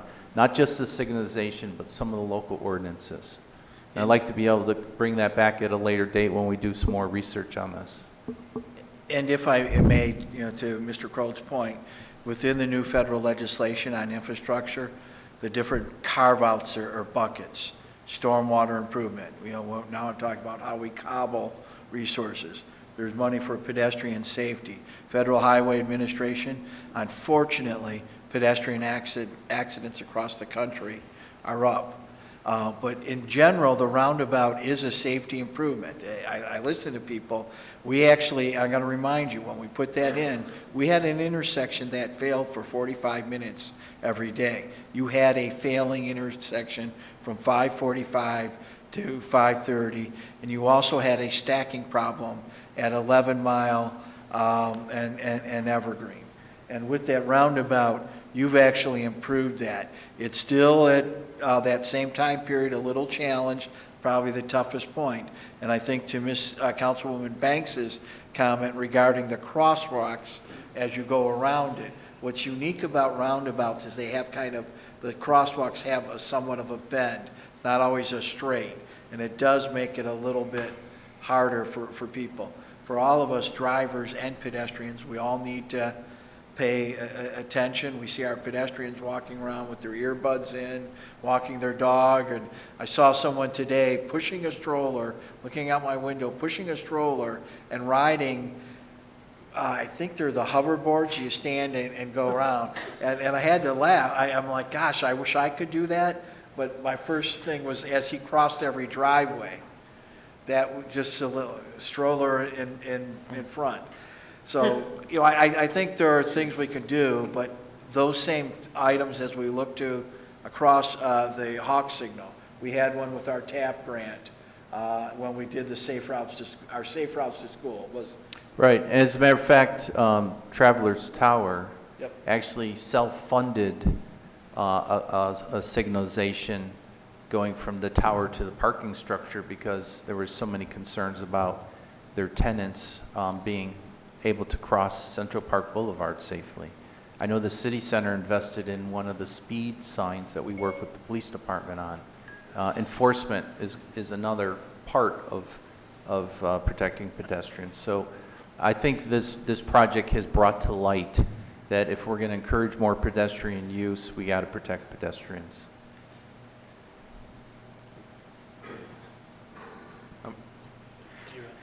Yeah. I was recently on the East Coast, and they call them pedestrian enterprises, and that's how they protected their pedestrians. And it was like when you walked in certain places, it was QR codes to inform people. So it was pretty cool. They definitely had education on the protection of their pedestrians because on the East Coast, more people walk, and they don't have automobiles too. So it was more inclusive to the walking community. Thank you. Mr. Mayor? First of all, I'd like to see a hawk installed at the mid-block crossing. I know they're fairly expensive, but perhaps there's grant money for that. They're really effective. Secondly, I see more trees and love trees. I'm just wondering if they're going to impede sight lines. The Kimmy Horn Festival last summer had 4,000 people. The whole lawn was full. So that might be a concern. And then finally, isn't the problem out there the dirt? We have clay. That's one of the reasons it doesn't drain well. And I don't know what you do about that. Wholesale removal of the clay but. Yeah, I think, a additional study there is definitely warranted. I think at this point, we're holding budget to be able to provide drainage in the ground, French drains, pretty much consistently across the lawn to gather that, but there may be ways to modify the soil, there may be ways to work. Well, every time it rains, the lawn holds the water. Right. So we would be looking at the soil permeability and ability to properly drain. Yeah. And so, Mr. Chairman, Mary Beal from the Library Board is here. When I talk about cobbling, our librarian, when I talk about cobbling resources, if she could maybe just speak to the programming they see. I mean, that's all been part of everything we've looked at. And we have that glass curtain in the library. I'm curious what you folks think about that. Thanks, Mary. Thank you, everybody. The library is really looking forward to this project because we feel it's going to do several things. One of the first things is that it's going to connect the library to the rest of the city. So our city visitors will be able to get to the library, our library visitors will be able to get to the city. So we can enjoy the things that we both offer for our residents. The increased programming that we see is really exciting to us. and I'm going to talk about the kind on educational nature. In the past, we did a program called Weatherfest. Maybe some of you came to it. Because of our programming limitations, even though we had hundreds of Southfield school children come in, we had to have some of them inside, then shift them to outside, then in and out. With a project like this, we can make the whole use of the lawn so people can observe and learn about the weather. It's going to be a great place to do hands-on STEM projects for our young people. One of the things that we learned during COVID, when we had to move library services outdoors and come up with all kinds of different ways to do things, not only were we able to provide it, but we discovered that our patrons really liked being outdoors. So when you think of a program like our Jazz and Blues, so Jazz and Blues sells out every month, standing room only. In our current capacity, we can offer that enjoyment to 70, 75 people. Last summer, when we had to put it out on the lawn, 350 people showed up. More would have shown up if it had been a little bit more accessible, like what we're talking about. More people could have come, could have sat and enjoyed everything. They like these programs. Another thing we had to do is during COVID, because our youngest patrons cannot be vaccinated at this point, we had to cancel story times. But our youth staff came up with something new. It's called Stories in Strollers. And so basically for our babies and our toddlers, so they could get their stories and increase their early literacy, we said bundle them up, put them in a stroller, and let's walk around. And we're finding that our families love it. And the little ones love it because it gets them outdoors. So this presents so many opportunities for us to expand what we offer to our community. And, you know, when you say a healthy mind, well, the library is really good at providing opportunities for the healthy mind. But now it can be a healthy mind and a healthy body. So this project is just going to make the library even better. And what questions do you have for me?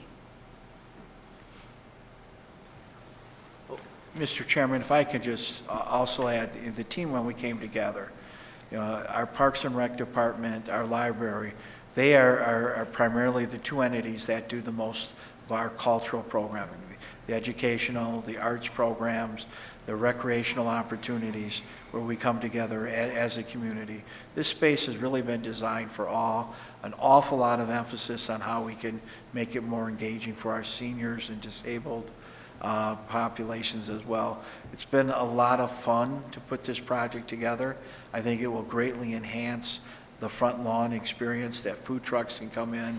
Yeah, I don't think it was mentioned when Terry Fields was speaking about our Parks and Rec supervisor, Steve. He actually comes from the private sector on the maintenance side, and he had an awful lot of input on what was easier to maintain, what wasn't, and just that cost approach from his professional life experience. And he's actually, I want to say he's had a lot of experience, 20-plus years, in owning his own large landscape company and recently sold and joined our team here. So I think we're fortunate to have that set of eyes. You know, I believe this is an excellent opportunity. We'd like to have it in front of council on the 23rd. The grant application is due June 23rd.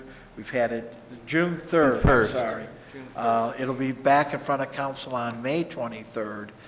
We've had a team working on the narrative to accompany the grant application to the MEDC. One final point is, remember, these were COVID funds. And I think that's part of our appeal is putting together something that talks about outdoor recreation.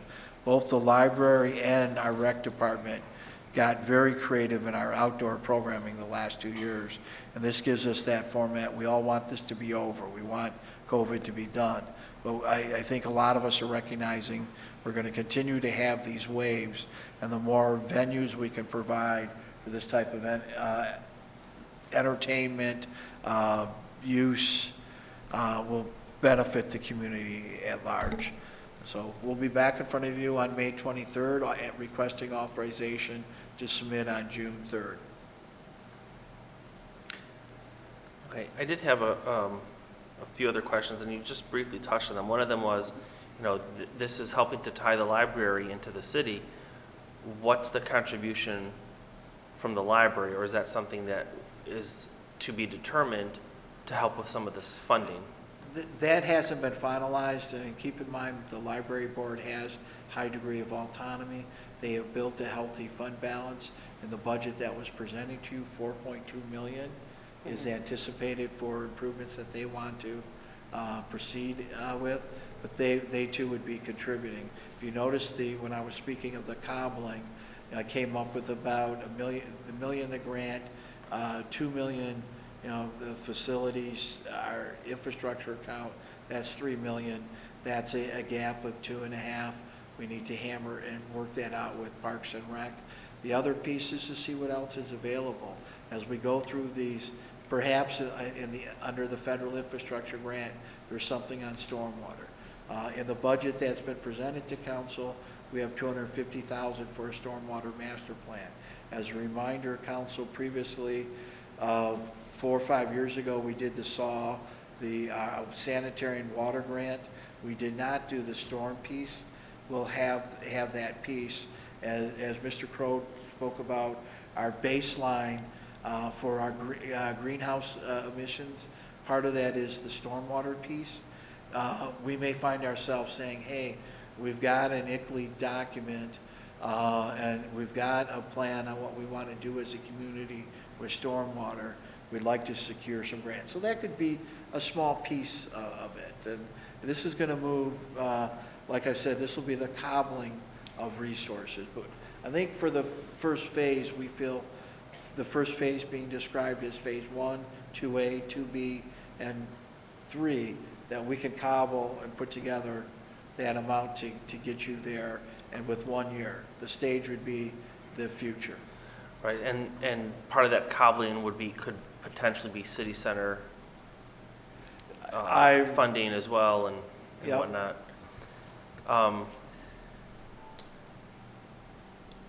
One of the other thing is, you look at when you're changing the sidewalks and the paths, did you look at all the lighting spots? I mean, currently there's, dark spots along the path. We didn't do a photometric study, but we did assume that there would be pedestrian lighting installed throughout the site.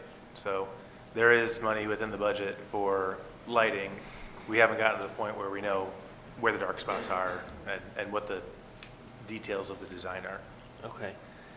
And this last question I have really relates more to the overall Parks and Rec master plan, if you will. This is a great concept. It really opens up the city. It really makes it look nicer. Obviously, the video is probably nicer than in real life, but it definitely adds to the city. But we have other things in the city that residents may feel more pressing. The ice arena, the pool, other parks and rec or other park areas that need improvement. So I guess the question becomes, where do you prioritize? I understand that there's grant funding for this, but the question is, how much do we put in as a city? Do we just match and try to do what we can with that match and use funding for other things in Parks and Rec? I don't want to essentially say, let's put everything else on the back burner because we have an opportunity here, when there may be other things that are more pressing.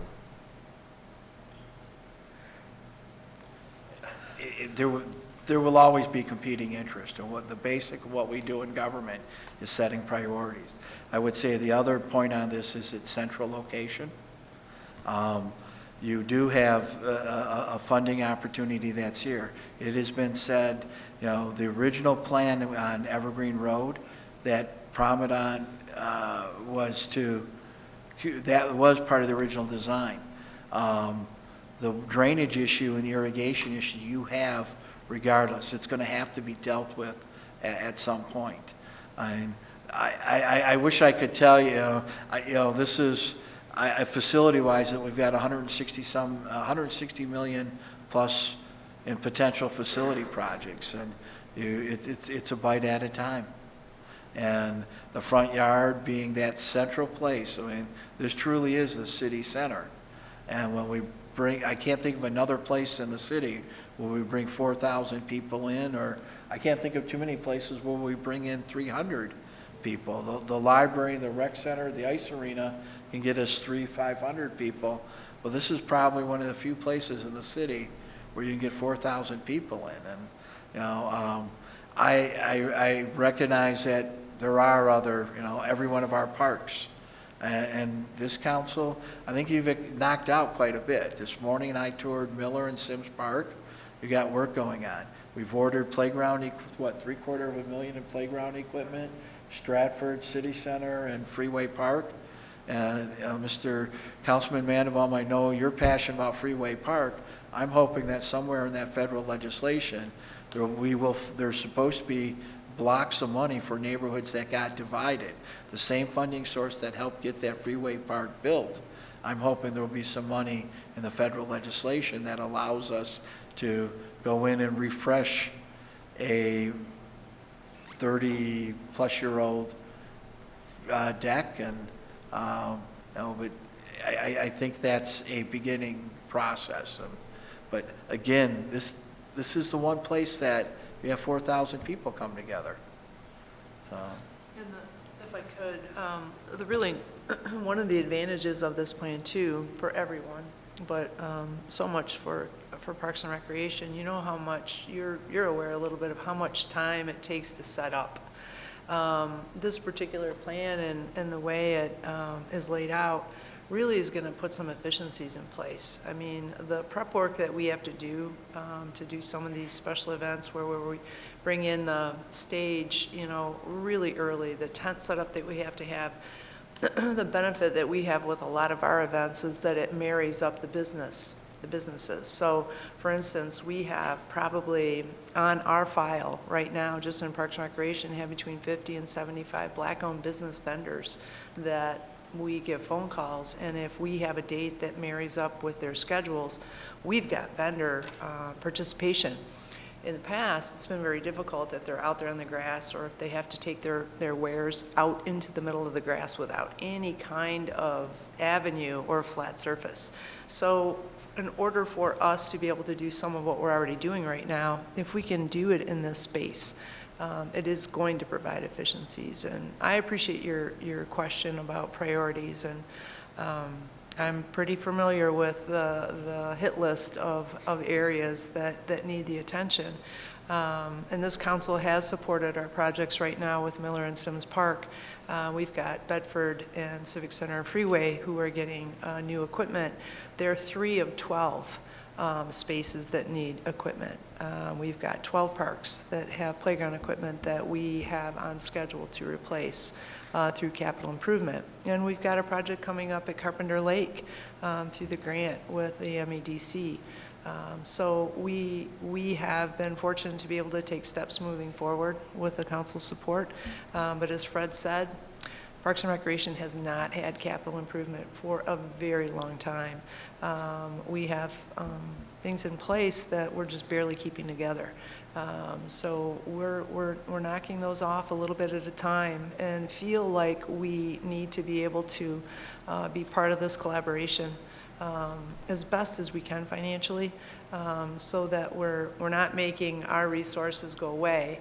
We're just adding to this really great project that's going to benefit all of us. And the collaboration with the library is just huge. You don't find that in every single community where Parks and Recreation and the library comes together and marries up.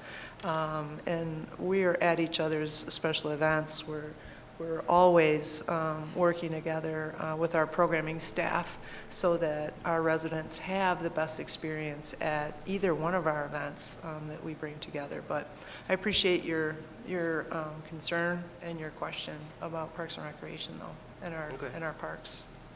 Thank you. Councilwoman Banks?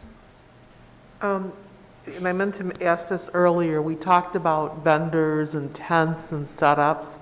In this proposed plan, are we allowing for electricity to be like underground 220, 110 amps and plenty of them? Because if you're talking about bringing food trucks in and tents, it's always a big concern. Where do you plug in, and is there going to be enough electricity? So I would think that would go with the irrigation and drainage if everything's going to be dug up at one time. Yep, site power was absolutely something that was considered. I think we know the areas that would need plugs. We haven't located exactly where they're gonna go, but we have carried costs to be able to put in site power pretty much throughout the site. And one other thing too that we didn't mention was, and I believe it was Ms. Beal had mentioned the plan to extend the Wi-Fi to cover the entire front lawn. Which means that essentially any space out there could become a meeting space, it could become a learning space. So site power and internet, yes, absolutely. Thank you. All right. Yep, Councilman Brightwell. This project is, the lawn improvement design is a win-win. It's a win-win for the city. And I think it's a win-win for the departments that are involved. And I would like to see it moving forward as quick as possible and getting all the nuts and bolts will need to be ironed out. But the overall project, the concept is a good idea, it's a win-win. I'll be supportive of it. But I'm going to ask, something raised a sidebar. It was a sidebar that dealt with pedestrian. And it was a disconnect for me. I have had driver's license in 3 states, and also I had a driver's license in a foreign country. When I was in the military, I had my own Jeep, and everywhere I've gone, the pedestrian always had the right-of-way. So I had a disconnect here that was someone saying that in the city of Southfield, pedestrians do not have the right-of-way? Is that what I heard? What I was stating is that the state only protects pedestrians at signalized crosswalks. And we do not have that local legislation or ordinance protecting pedestrians at these crosswalks. And there are signs that are up there that warn pedestrians to only cross when it's safe to do. And I think that's backwards from the way it should be. Well, if anywhere, I know this is a sidebar, this could be taken up, but anywhere there's a lane for pedestrians to cross the street, aren't they covered? I mean, that's just every driver's license I ever take. Again, I think the only, and that's why I wanted to consult with our city attorney, but my understanding is the state only protects pedestrians at signalized crosswalks. You have to have a traffic light, and they have to have the signalization that protects pedestrians in those crosswalks. Well, if there's an authorized crosswalk, whether or not it's signal, I think if there's painting on the pavement, when they walk this way, they have to, historically, when every driver's license test I would take, they had the pedestrian has the right of way. Well, Madam Attorney, you can speak to that if you wish. I can speak briefly. Like Terry said, we can talk, but he is correct because I've been looking at it. And so, for example, Grand Rapids has an ordinance because the state does not say that you have to yield to a pedestrian in a crosswalk. I think that people have been polite, but you actually have to have the ordinance. And for example, their ordinance says the operator of a vehicle shall stop for pedestrian crossing the roadway within any marked crosswalk or within any unmarked crosswalk at an intersection, except if the police are there directing traffic, maybe for an event. So that's why Grand Rapids, and as we were sitting here, Traverse City, East Lansing, they all have ordinances that are telling the vehicles, because as Planner Crowe just stated, if there's no signal there, I think out of courtesy, cars have been stopping, but if you were to step into the roadway, there's a crosswalk, but there's no signal, so it would be, you weren't supposed to step in front of this car. So, okay, well, obviously, we need to fix that. But, so you're saying I could hit somebody and it's their fault. I mean, I'm driving and they just walk, it's marked, but if I'm driving, I have no obligation to stop other than just being a nice person. There's no legal obligation for me to stop and not hit them. If they're walking across the street and I'm having a bad day, I just run them down. You know, that's what you're telling me?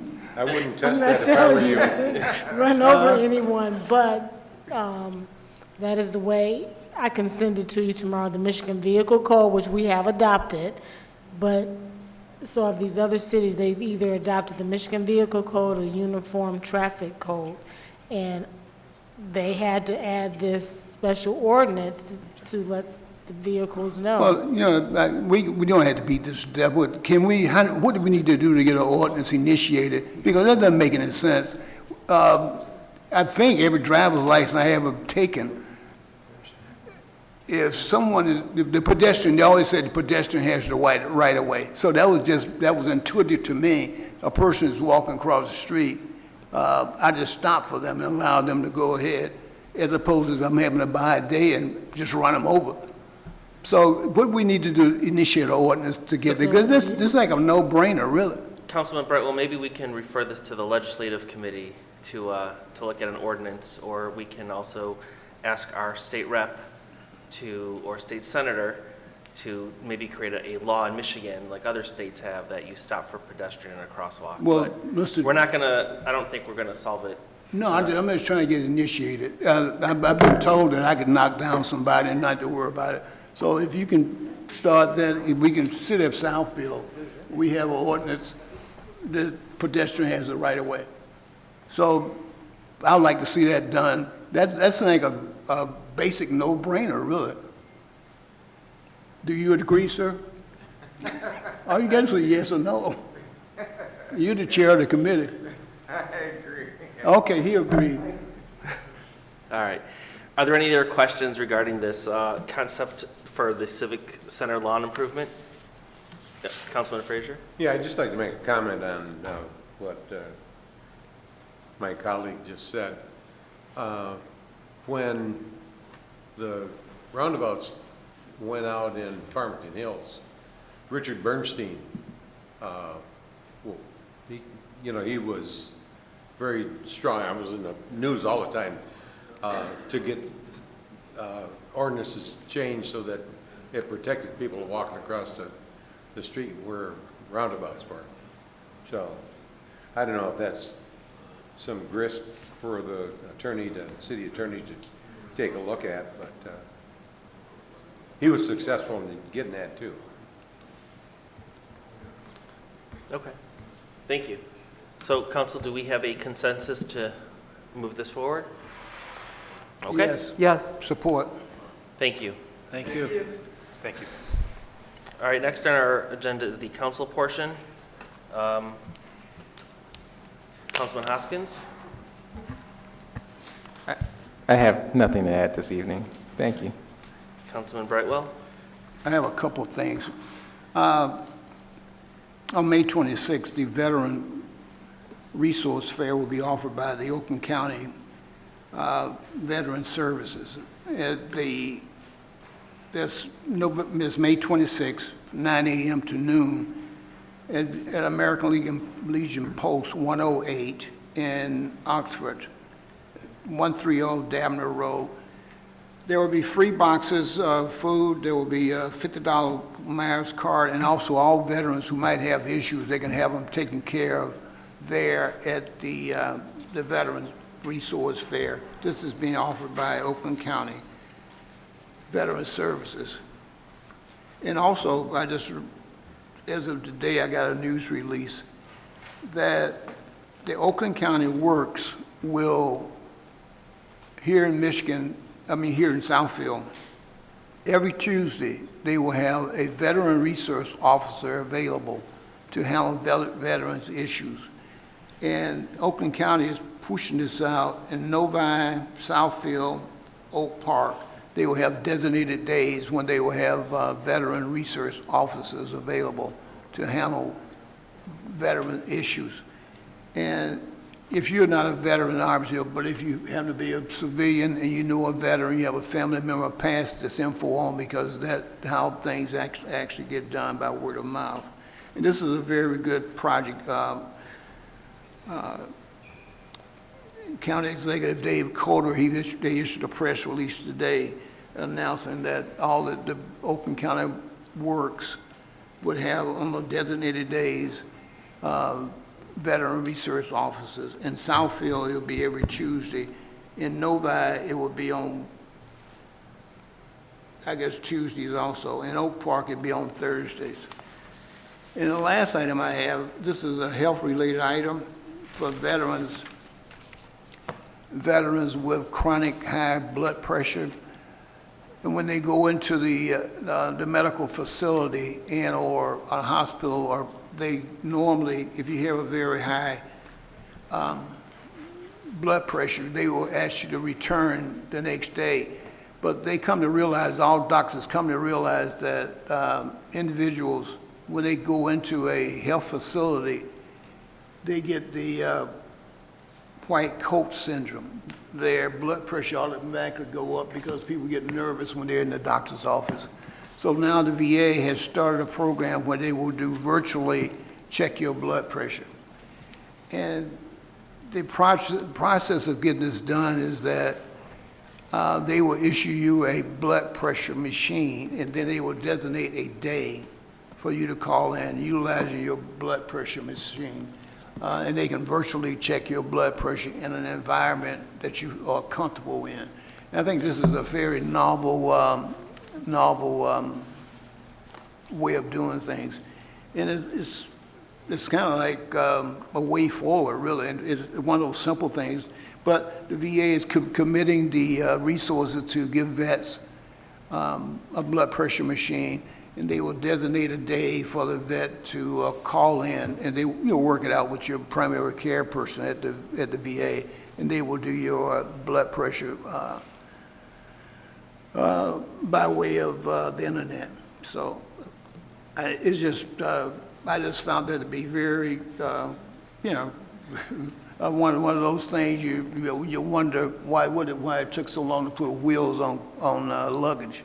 And so this is one of those things that is so simple. Why just now thinking about it? But anyway, if anyone has any questions about what I relayed, and I try not to take up too much time in relaying this, just feel free to call the City Hall here and ask for me, and I can get back to you and give you more detail if more details are needed. Thank you. All right, thank you. Councilwoman Banks? Thank you. I would just like to remind everyone that the 52nd Annual Rouge River Cleanup is set for Saturday, May 21st. It will be from 9 a.m. until noon. The event is a half-a-day cleanup, and I believe they're meeting at Beechwoods. No? The location has been changed. You need to call 248-796-4806 for the location. The Valley Woods Nature Preserve, the Barbarian Woods invasive plant removal is 9 to noon on the 21st. And again, call Brandy in Stormwater for locations of both activities, logjam and the invasive plant material. Thank you.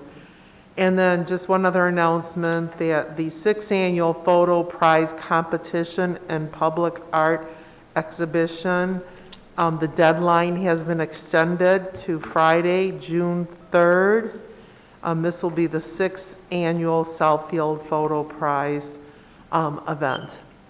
Thank you. All right. Councilman Frazier? I have nothing. All right. And just a reminder that Southfield Parks and Rec is having a summer job fair this Saturday from 10 to 2 here in the pavilion. If for any questions or applications, you can call them at 248-796-4620. And that takes us to the mayor's portion. I was only going to mention the Rouge River cleanup. The hours are now 9 to noon. Okay, thank you. City Administrator?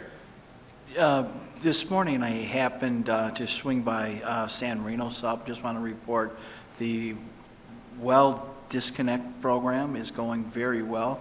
I stopped and had a chance to speak with 2 homeowners, and we are over 50% complete there. So we're ahead of schedule. Regarding the question of the PFAS, the forever chemical, in the next 2 weeks, we'll be starting the communication to the homeowners, the 220 homeowners regarding testing. And it is our intent to include some testing there. But that test in particular, I want to have the homeowner's permission to do. Regarding the statement made earlier regarding discharge, the wastewater control, I'm going to start a dialogue with our stormwater experts as well as Eagle to see what types of issues or what types of tests the state may have done. I can tell you I firmly believe that as a community, when it comes to well water, what this council's approved, we're way ahead of the games. Most wells are privately held, and the only point they are tested is upon installation, unless it is a group well shared by more than 1, 2, 3 families. Those wells do have to be tested on an annual basis. And I don't believe that testing includes PFAS at this point. So I'd like a little bit more time to come back to council on that topic. And as we go through this, reach out to the 220 families. We will probably neighborhood by neighborhood try to implement some type of program where we're getting a sampling of what may be happening with that. But to date, we have no evidence that that is an issue in Southfield. Thank you. All right, City Attorney? Yes, good evening. I have no further comments. Thank you. City Clerk? No comment. City Treasurer? Yes, just a brief reminder to our residents, the deadline to prevent your delinquent water bills for 2021 rolling to the summer taxes is to be by next week. They need to be paid to the Treasurer's Department or mail in the payment or pay online, whatever way method you'd like to make your payment. But please make sure to take care of your outstanding delinquent water balances by next week. Thank you very much. Okay. Nothing to schedule. Is there anything else to come before this honorable body? If not, this meeting is adjourned.